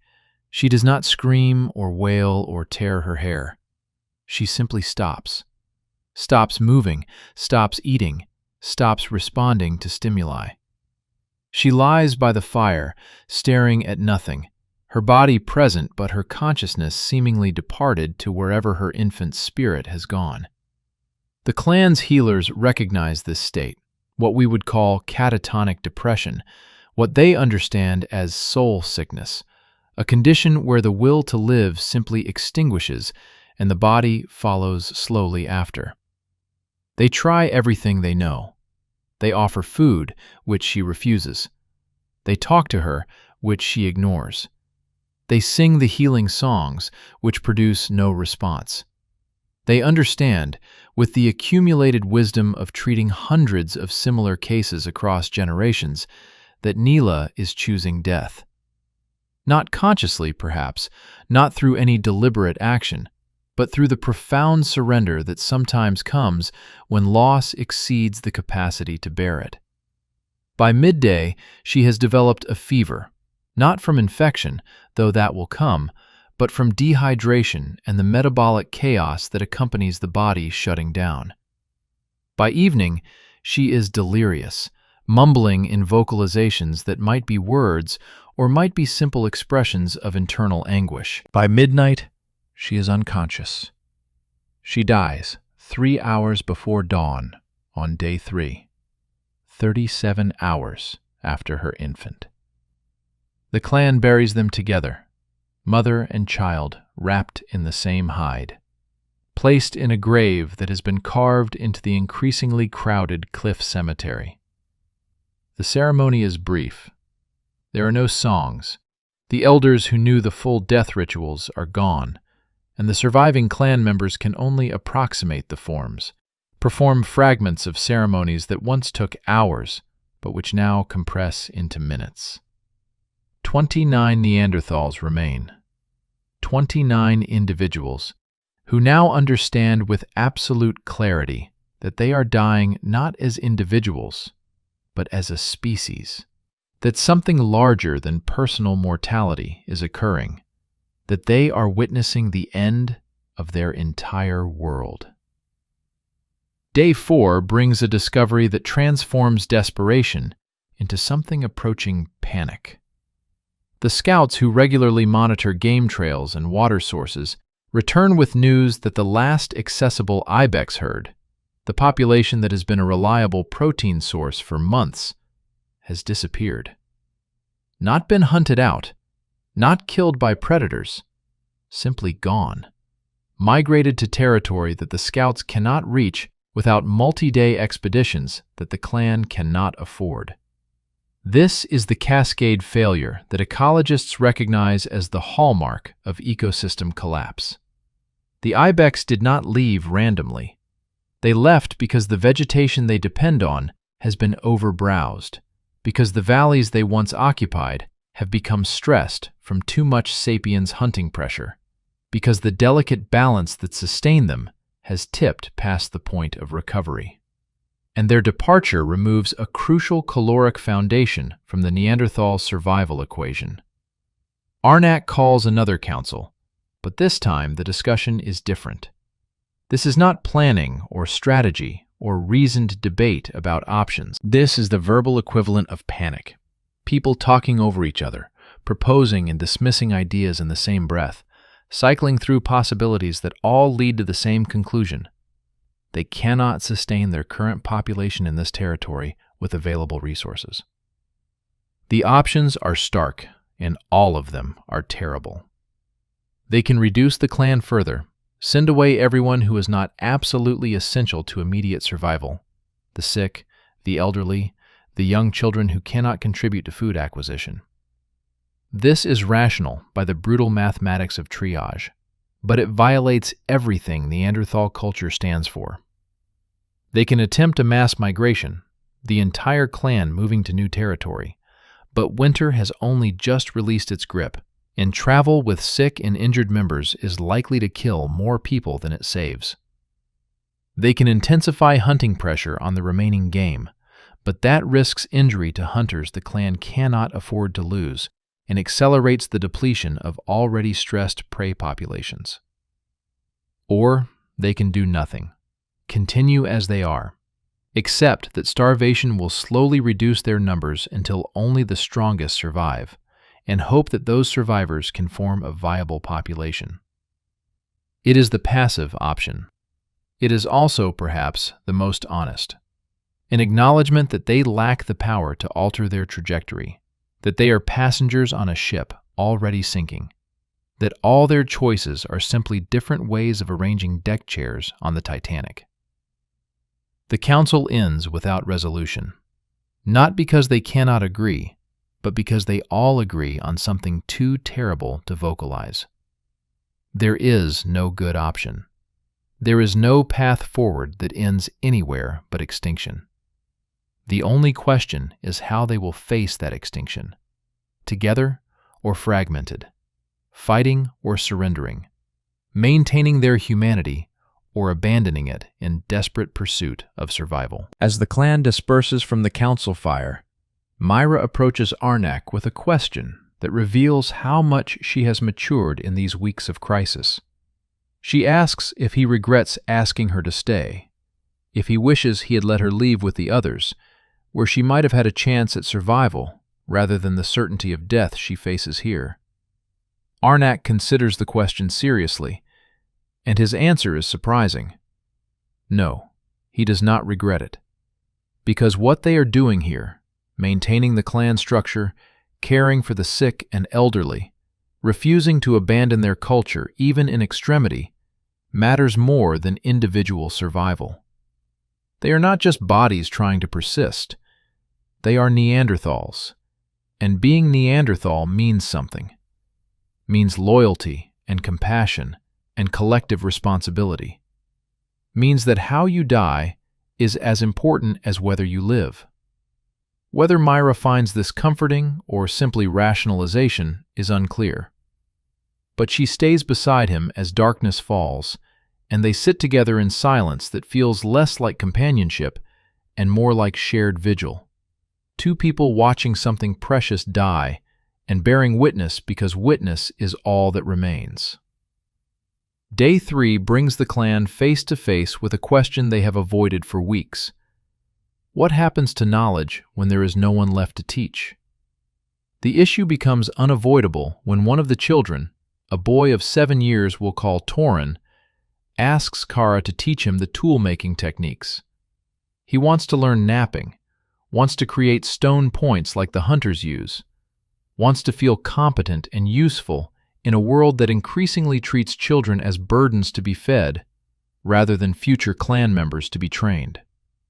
Kara begins the lesson, demonstrating the basic technique: how to hold the core stone, how to strike with the hammerstone at the correct angle, how to read the stone and anticipate how it will fracture. But partway through the demonstration, she realizes she cannot remember a crucial step: the specific technique for creating the pressure flaking that gives Mousterian tools their characteristic refinement. She knows she learned it, knows Tarak demonstrated it dozens of times, but the precise hand position, the exact angle of force, the subtle feel that distinguishes correct from incorrect technique, it is gone from her memory. She tries to reconstruct it through trial and error, producing flakes that are functional but crude, lacking the elegance and efficiency of proper Mousterian work. Toran watches, and even at 7 years old he understands something is wrong. The tools his mother produces are not like the tools the master made. The knowledge is degrading in real time, being lost in the transmission from expert to amateur to child. This is the tragedy that transcends individual death. The loss of accumulated knowledge, of technique refined over 300,000 years, of the cultural sophistication that made Neanderthals one of the most successful human species in history. Kara is trying her best, but her best is not good enough, and there is no longer anyone alive who can teach her the parts she has forgotten. The realization spreads through the clan like contagion. Other knowledge gaps become visible. The elder female who knew which plants could reduce fever and which could stop bleeding. She died on day 15, and while others know fragments of her herbal lore, no one knows the complete pharmacopoeia. The hunter who knew the optimal seasonal routes for tracking red deer, he left with the group that departed on day 5, and while others know some routes, the deep ecological knowledge of animal behavior and terrain navigation departed with him. The woman who knew the full birthing songs, the specific vocalizations that eased labor and connected new mothers to ancestral tradition, she died on day 21. And Kara knows only pieces of those songs, fragments that lack the power of the whole. The clan is becoming less capable with each death, each departure, each failed transmission of knowledge. They are devolving, regressing toward a simpler technological and cultural state, not by choice, but by attrition. And this regression is self-reinforcing. Less capable groups are less likely to survive, which means more deaths, which means more knowledge loss, which means decreased capability. The extinction vortex manifests not just in population numbers, but in cultural collapse. By evening, Kara sits with Torin and the other children and tries to teach them what she can. Stories about ancestors, songs she remembers partially, the names of plants and animals, the basics of tool-making and hide preparation. But she knows, and they sense, that what she is transmitting is a pale shadow of what was. That 300,000 years of accumulated knowledge is being compressed into a desperate few hours of teaching, and most of it is being lost forever. She tells them something that might be the saddest statement any human has ever made. Remember what you can, even if you are the only ones left, even if there is no one to tell. Remember. It is a plea for memory to transcend extinction, for knowledge to persist beyond the last knower, for meaning to exist even when there is no one to comprehend it. It is futile. It is necessary. It is heartbreaking. Day 2 brings the return of one member from the group that left on Day 5, but not in the way anyone hoped.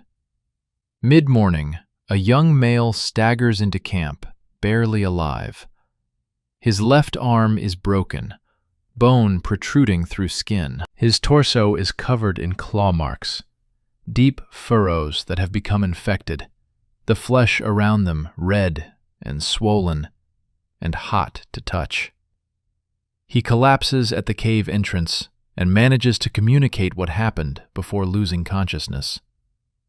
The departing group encountered a cave bear in the northern valleys, an enormous male, perhaps 600 kilograms, freshly emerged from hibernation and aggressively defending territory. The encounter went wrong. Someone panicked, threw a spear, wounded but did not kill the bear. The enraged animal attacked, killing 2 group members instantly. The survivors fled in different directions. This man, we'll call him Drin, though he shares only a name with the hunter who recovered from illness on Day 21, ran for 3 days straight, driven by terror and pain, navigating by ancestral memory back to the only home he knows. The clan's healers examine his injuries, and the prognosis is grim. The broken arm is compound, contaminated with dirt and who knows what else, almost certainly developing bone infection. The claw wounds are deep, already showing signs of sepsis, the red streaks radiating from the wounds that indicate blood poisoning, the fever that suggests systemic infection. Without antibiotics, without surgical intervention, his chances of survival are minimal. They do what they can. They clean the wounds with water, pack them with moss that has mild antiseptic properties, splint the broken arm. They give him willow bark tea, a preparation that contains salicylic acid, the active ingredient in aspirin, to reduce fever and pain. They keep him warm, keep him hydrated, and wait to see if his body can fight the infection or if the infection will win. But beyond the immediate medical crisis, his return raises questions about the fate of the others. 2 dead, confirmed. 1 returned, dying. 2 still unaccounted for, either dead in the wilderness, absorbed into other groups, or wandering lost in territory they don't know. The departure that was supposed to be a scouting expedition, a temporary absence, has become permanent. The clan will never see those members again. Arnak sits with Dren through the night as fever racks his body, as he drifts in and out of consciousness, as he relives the bear attack in fevered dreams that make him thrash and moan.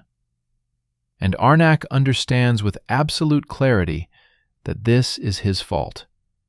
Not legally, not morally, but practically, he let them go. He could have forbidden it, could have insisted they stay, could have used whatever authority or persuasion he possessed to keep the clan together. And he chose not to. He chose to let them make their own decisions, to respect their autonomy, to allow them to pursue what seemed like their best chance at survival. And his choice killed them. This is the burden of leadership in extremity, the knowledge that every decision has consequences, that every path leads to death for someone, that there are no good choices, only varying degrees of tragedy. Arnak has led as well as any human could lead in these circumstances. But, as well as possible, is not the same as well enough. The clan is dying on his watch, and whether that is his failure or simply fate is a distinction that provides no comfort. Dren dies 3 hours before dawn, his body finally surrendering to infection that his compromised immune system cannot fight. He is the 13th clan member to die in 18 days, nearly half the clan lost in the span of 3 weeks. The survivors bury him at first light, and the ceremony is so abbreviated it barely qualifies as ritual. A body placed in a shallow grave, a few rocks to mark the spot. No songs, because no one remembers the complete death songs anymore. 28 Neanderthals remain. Day 2 also brings the first open discussion of something that has been hovering unspoken in everyone's consciousness: cannibalism. Not as practice. There is no evidence that Neanderthals regularly practiced cannibalism, but as possibility. With food supplies critically low and hunting increasingly difficult, with clan members dying and their bodies representing protein and calories that will otherwise go to waste, someone finally vocalizes what others have been thinking. Should they eat the dead? The question hangs in the cave like smoke, heavy and uncomfortable and impossible to ignore. The arguments in favor are purely practical. Bodies contain usable calories. Refusing those calories when people are starving is illogical. The dead have no use for their flesh, while the living desperately need it. The arguments against are entirely emotional and cultural. This violates something fundamental about how Neanderthals conceive of human dignity, about the boundary between people and animals, about what separates them from the hyenas and wolves that feed on corpses without qualm. The discussion is brief because Arnak ends it with absolute firmness. No, they will not eat their dead. They will not cross that boundary. They will starve first if necessary, because maintaining their humanity, their Neanderthalness, matters more than extending their existence by days or weeks. They are not animals. They are people. And people honor their dead, not consume them. Not everyone agrees with this decision. Several younger clan members argue that it is sentimental foolishness, that survival requires pragmatism, that the dead are just meat, and meat is survival. But Arnak's position prevails, partly through his authority as elder and clan leader, partly through the support of others who share his revulsion at the idea, partly through the simple fact that no one wants to be the first to actually perform the act, to take knife to the body of someone they knew and loved and cut flesh from bone for consumption. But the fact that the question was raised at all, that it was seriously debated rather than immediately dismissed as unthinkable, reveals how far the clan has fallen. Taboos that held for 300,000 years are becoming negotiable. Moral absolutes are becoming situational. The social structures that define civilization are dissolving under pressure, and what remains is increasingly raw, increasingly desperate, increasingly animal. The clan goes to sleep on day 2 with 28 living members, with food supplies sufficient for perhaps 3 more days, with hunting prospects poor and foraging limited and options exhausted. They sleep with the knowledge that tomorrow will be worse, that the trajectory is clear, that the ending is inevitable. Some sleep peacefully, exhaustion overcoming anxiety. Some lie awake, processing fear and grief and the sheer impossibility of the situation they face. Some hold each other, finding comfort in physical proximity, in the warmth of another body, in the primate need for touch that transcends language and culture. Tala holds her infant daughter, who has somehow survived these weeks of crisis, who is growing despite the chaos around her, whose existence is both joy and agony. Joy for what she is, agony for what she will never become. The infant nurses, unaware that the milk feeding her is produced by a body on the edge of starvation, unaware that her mother is cannibalizing her own tissue to provide nutrition, unaware of anything beyond the immediate sensations of hunger and satiation, cold and warmth, discomfort and comfort. Mira lies near the dying central fire, dying because they are conserving fuel, because even gathering firewood has become difficult with reduced numbers and increased sapiens' presence in the forests, and thinks about the hunters who left, about the life she might have had if she had chosen differently. She does not regret staying, but she wonders if the others survived, wonders if somewhere in the northern mountains there is a group of Neanderthals who found good hunting and adequate resources and a future. Wonders if she is dying for loyalty to a clan that was already doomed, while others live for choosing pragmatism over sentiment. She will never know. No one will ever know.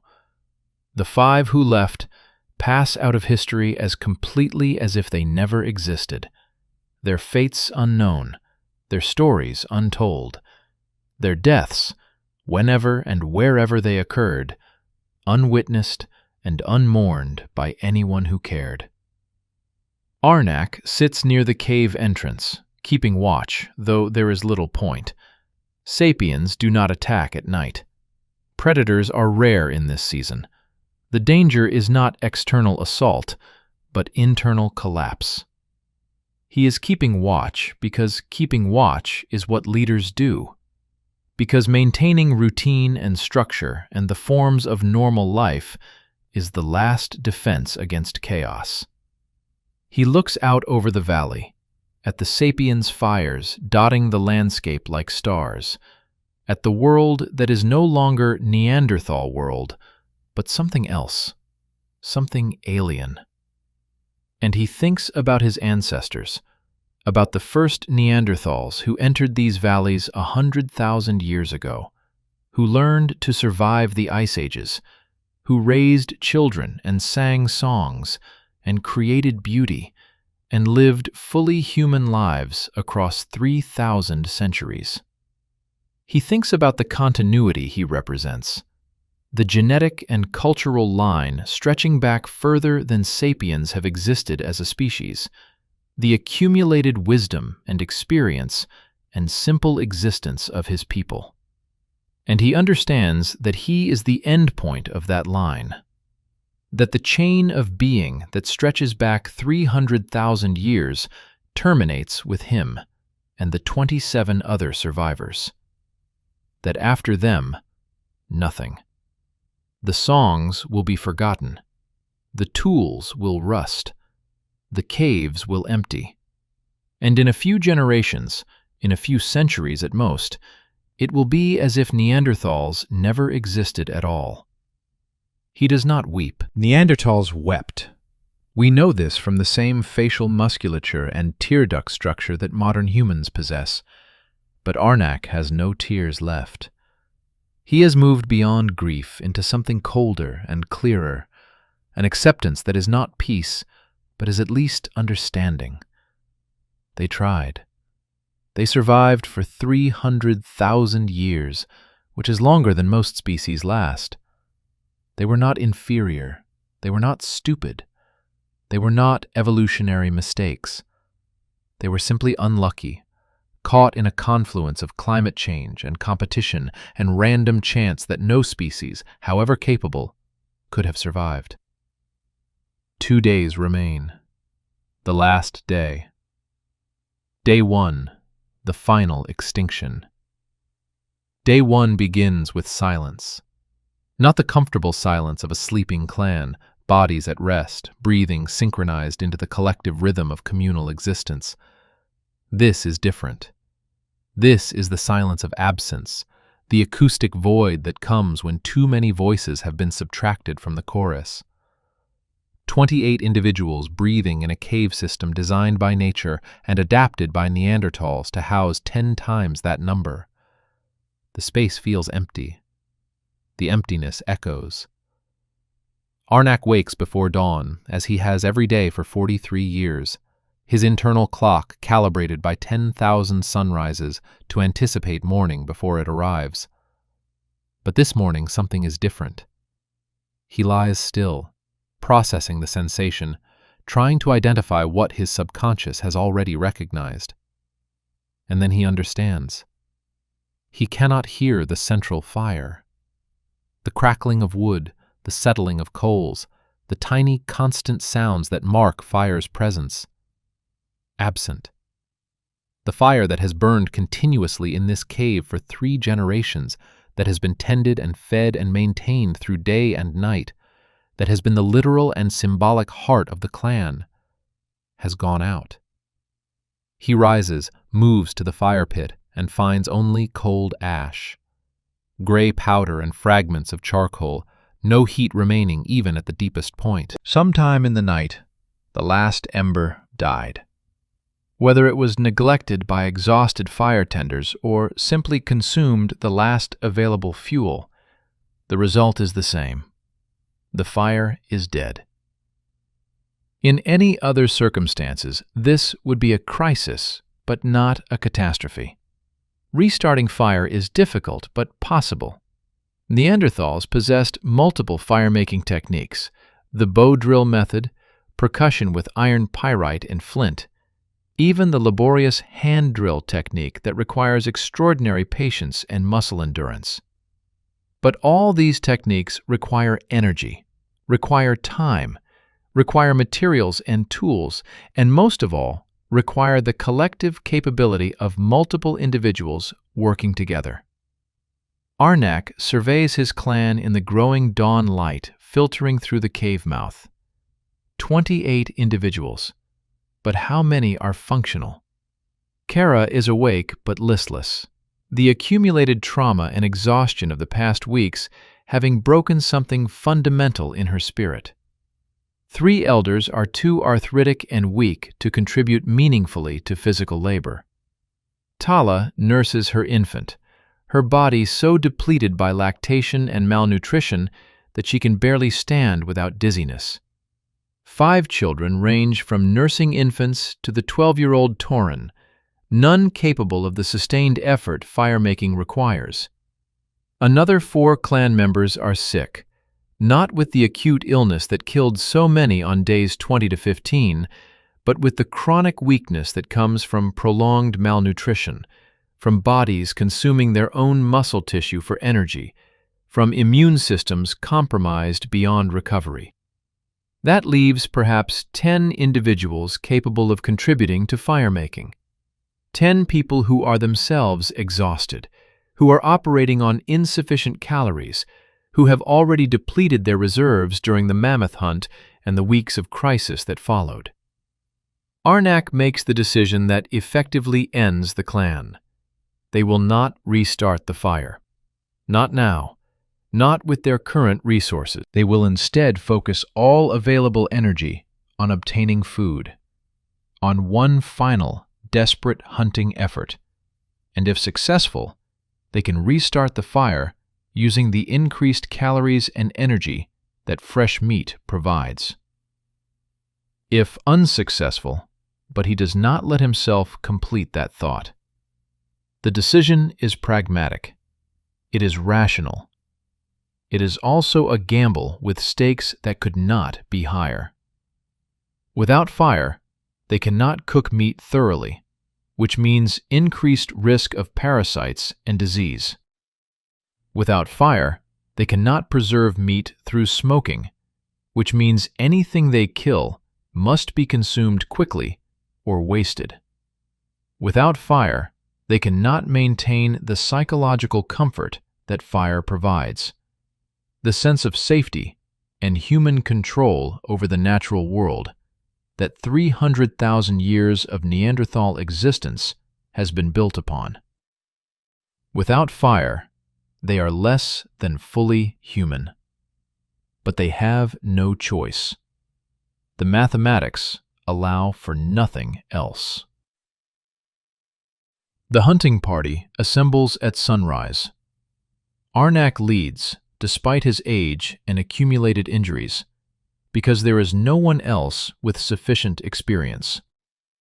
Mira accompanies him, as do 3 adult males, every hunter in the clan who can still hold a spear. They leave behind 23 clan members who will forage along the coast, who will search for shellfish and seaweed and anything edible, who will survive this day by any means available. The hunt takes them east, into valleys they have avoided for weeks because of sapiens' presence. But desperation overrides caution. The scouts reported deer sign in those valleys 3 days ago, and deer are the best remaining option for the calories they desperately need.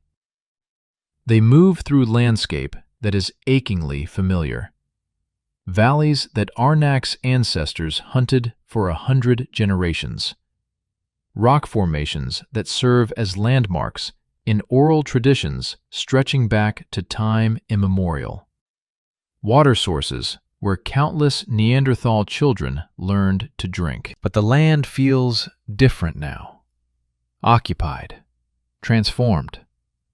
Every ridge shows evidence of sapiens' passage, fire pits, tool debitage, the characteristic light spear points that sapiens manufacture. The Neanderthals are moving through what was once their territory, but which has become someone else's homeland. They find the deer herd at midday, 6 animals browsing in a small valley, unaware they are being observed. The stalk begins with the practiced efficiency of apex predators who have performed this ritual thousands of times. Silent communication through gesture, careful positioning to exploit terrain and wind direction, patient waiting for the optimal moment to strike. But something goes wrong. One of the young hunters, exhausted, malnourished, his reflexes slowed by weeks of inadequate sleep and chronic stress, slips on loose rock. The sound is small, barely audible, but deer have survived for millions of years by responding to exactly such sounds. The herd startles, begins to flee. Arnak makes a desperate decision. Instead of letting the deer escape, instead of accepting failure and returning to hunt again another day, he charges, breaks from cover at a dead run, closing the distance on pure determination, his old legs pumping with speed that age should have stolen years ago. The deer scatter, but one, an adult doe, hesitates fractionally, caught between 2 escape routes. That fraction of a second is enough. Arnak's spear takes her in the chest, drives through ribcage into the vital organs beyond. The doe staggers, attempts to run, manages 3 steps before her legs collapse. She falls, thrashing, dying but not yet dead. Arnak is on her immediately, knife out, cutting throat in the quick mercy kill that experienced hunters perform to end suffering. And then, as the doe's life pumps onto the valley floor, Arnak's body makes a decision his mind has no say in. His heart, strained by the desperate charge, by 43 years of hard living, by weeks of malnutrition and stress, begins beating irregularly. Arrhythmia cascades into cardiac arrest. He feels sudden, crushing pain in his chest, feels his left arm go numb, feels the world tilt and spin. He manages 2 words, a command to the other hunters, telling them to take the deer and return to the clan. Then he collapses beside the animal he has just killed, and his heart stops. Mira reaches him first, understands immediately what has happened. She has seen death enough times in the past 3 weeks to recognize it instantly. She kneels beside Arnak, takes his hand, and watches the light fade from his eyes. That specific change that marks the transition from person to body, from consciousness to meat. The other hunters gather around, and for a long moment, no one moves.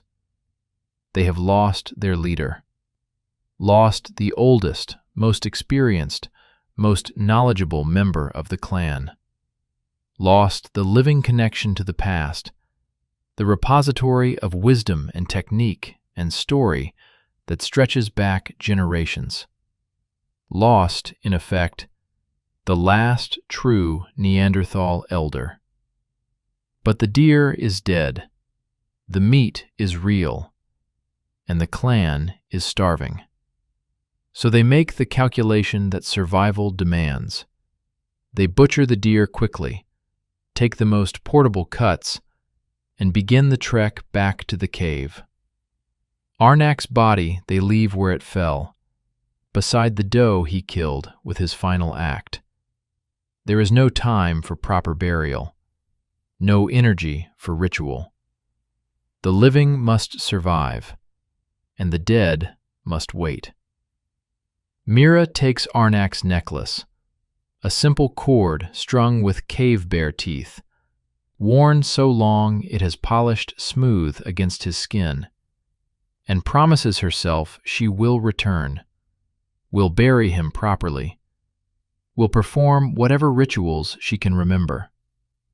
But she knows, even as she makes the promise, that she probably will not, that the immediate crisis of survival will not allow for proper mourning. That Arnak will lie in that valley until scavengers find him, until his flesh feeds the ravens and wolves and insects that recycle all dead tissue back into the ecosystem. It is not the end he deserved, but deserve has nothing to do with anything anymore. The hunters return to the cave as the sun sets, carrying perhaps 40 kilograms of venison, enough for perhaps 2 days if rationed carefully. They return to find that the day has claimed another victim. Kara has died, not from illness or injury, but from simple surrender. She laid down beside the cold fire pit at mid-morning, closed her eyes, and stopped. Her heart simply ceased beating. Her lungs simply stopped drawing breath. Medical science has a term for this: psychogenic death, the phenomenon where will to live extinguishes so completely that biological systems shut down. But the Neanderthals understand it more simply. She was tired. Tired of loss, tired of struggle, tired of watching everything she knew and loved die piece by piece. So she stopped. With her dies more knowledge, the partial songs she remembered, the incomplete healing techniques, the fragments of childcare wisdom. With her dies one of the last living connections to the old ways, to the time before the crisis, to the era when the clan numbered in the hundreds and the future seemed infinite. 27 Neanderthals remain. The deer meat is distributed in the gathering darkness, eaten raw because there is no fire to cook it. Raw meat is harder to digest, provides fewer usable calories, carries risk of parasites, but raw meat is better than no meat. They eat in silence, too exhausted for conversation, too depleted for the social interactions that normally accompany communal feeding.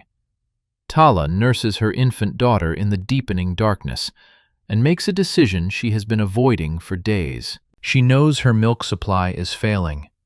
Her body, starved of the nutrients required for lactation, is shutting down milk production. Within another day, perhaps two, she will no longer be able to feed her child.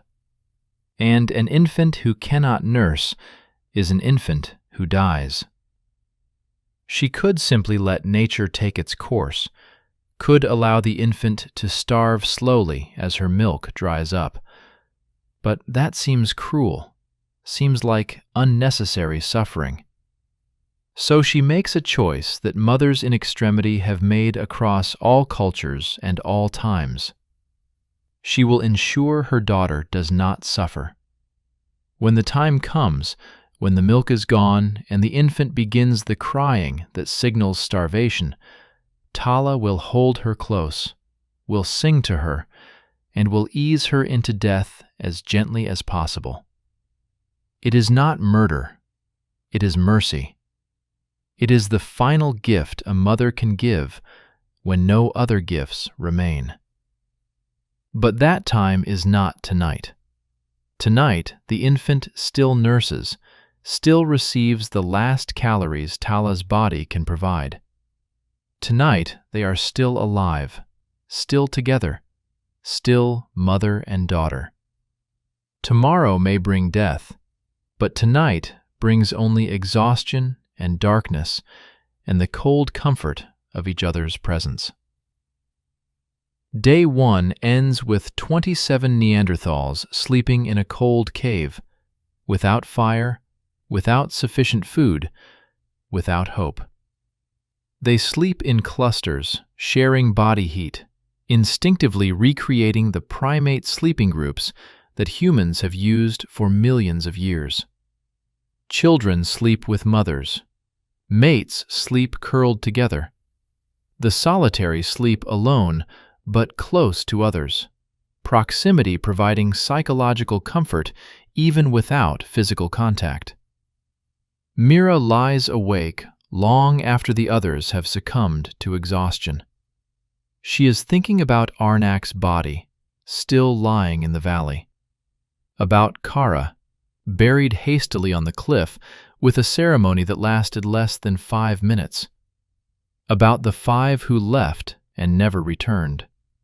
About the northern clan that scattered into oblivion. About the coastal clan found dead in their cave. About the eastern clan that simply disappeared. She is thinking about extinction, though she has no word for the concept. She is understanding, with the clarity that sometimes comes in darkness, that she is witnessing something unprecedented.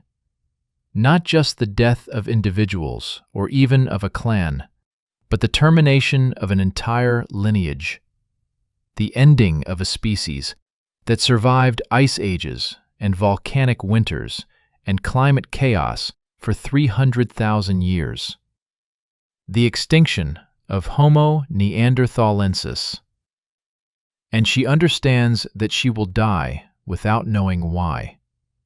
The forces that brought her species to this point, climate change operating on millennial timescales, competitive exclusion happening too slowly to perceive, genetic bottlenecks accumulating across generations, the compound effects of 1,000 small disadvantages.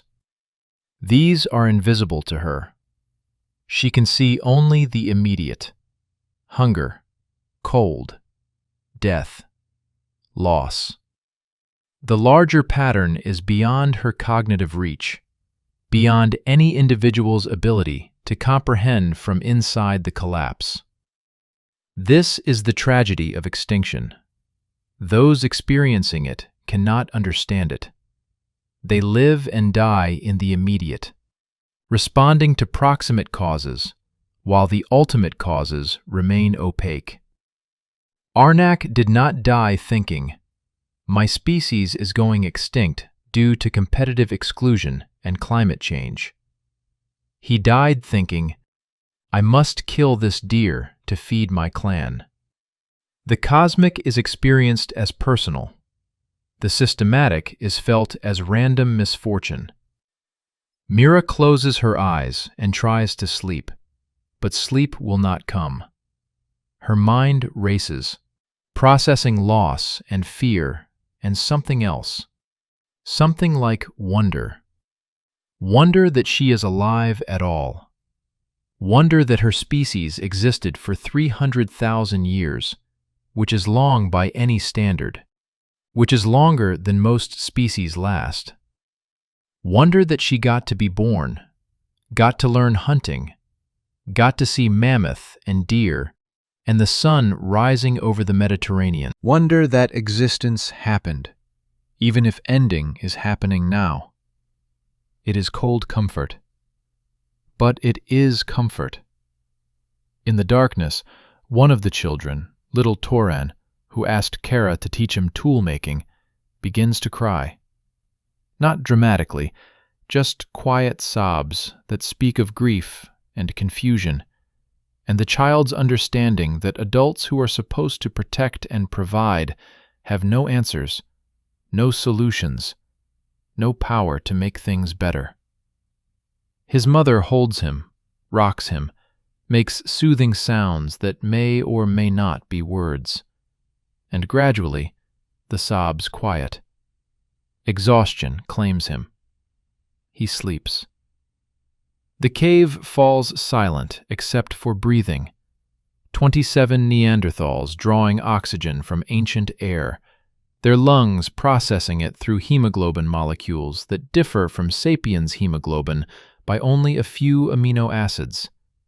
Their brains consuming that oxygen to maintain consciousness that differs from sapiens' consciousness in ways we will never fully understand. They are alive. For now. For tonight.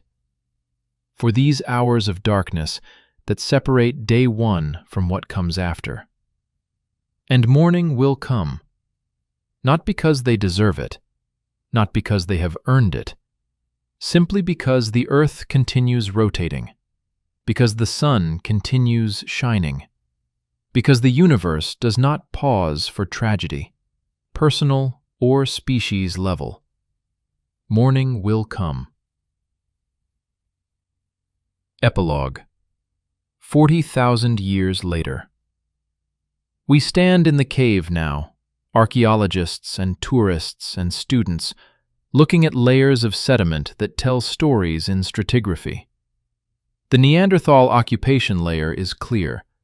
Stone tools characteristic of Mousterian technology, animal bones showing butchery marks, ochre stains on the walls where pigments were prepared, ash deposits from fires that burned for generations. Above it, separated by a thin layer of sterile sediment, the first Homo sapiens occupation. Lighter tools, different hunting strategies, evidence of symbolic behavior that Neanderthals also possessed, but which we once attributed only to ourselves. The transition is visible in the rock. One species replaced by another. The end of one story and the beginning of another. But the rocks cannot tell us about the last day, cannot tell us about Mira and Tala and Toran and the 24 others who survived to day one, cannot tell us exactly when the last Neanderthal died, or where, or how. The fossil record has resolution measured in hundreds or thousands of years.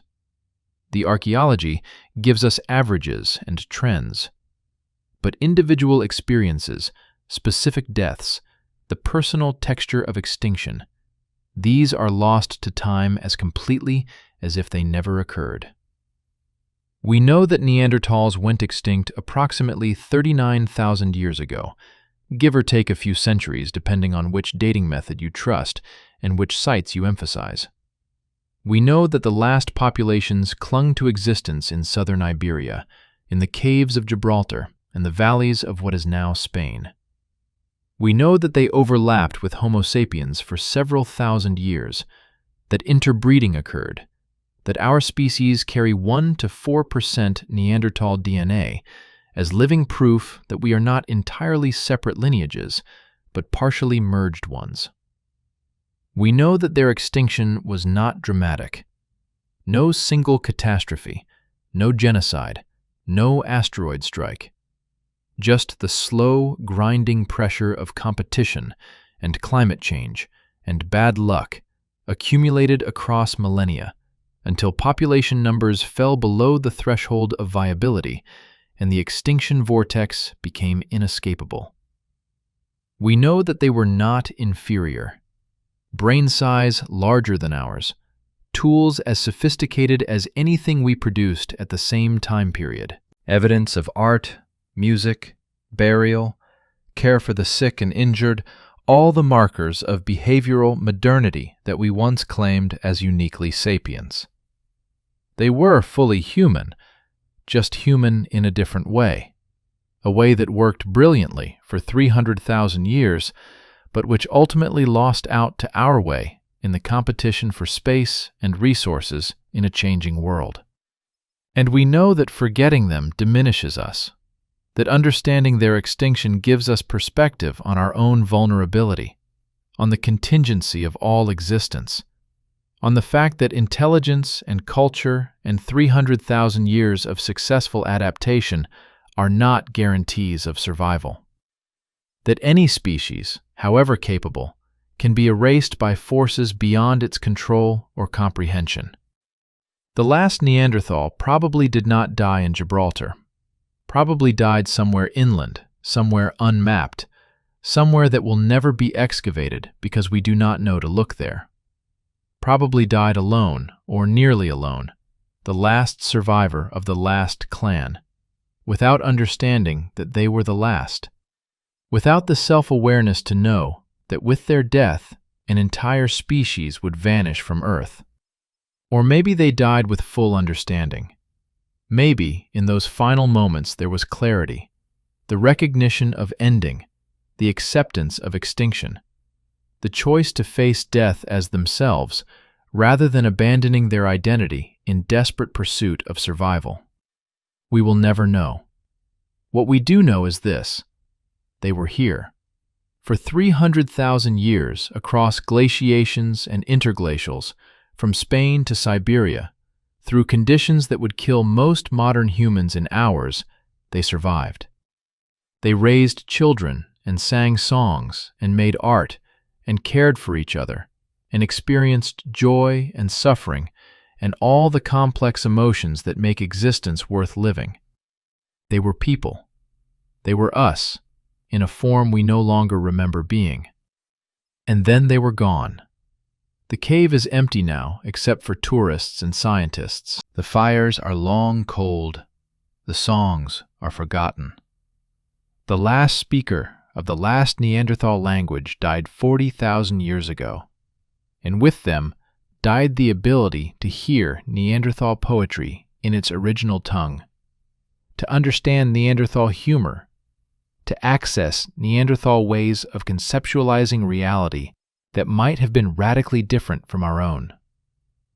But they are not entirely gone. They live in our DNA, those 1 to 4% of Neanderthal genes that affect our immune systems and our skin tone and our susceptibility to certain diseases. They live in the archaeological record, in the tools and bones and cave paintings that testify to their existence.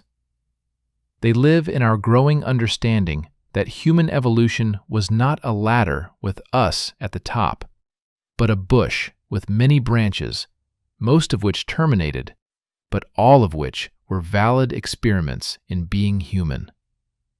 And they live in stories like this, imaginative reconstructions that try to bridge the gap of 40,000 years, try to see the individuals behind the fossils, try to honor their memory by refusing to reduce them to failure or footnote or evolutionary dead end. They were not a rough draft of humanity. They were humanity, full stop, just a different expression of it.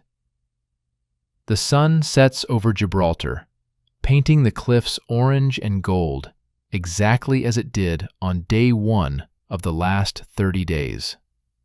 The Mediterranean glitters. Birds circle and cry.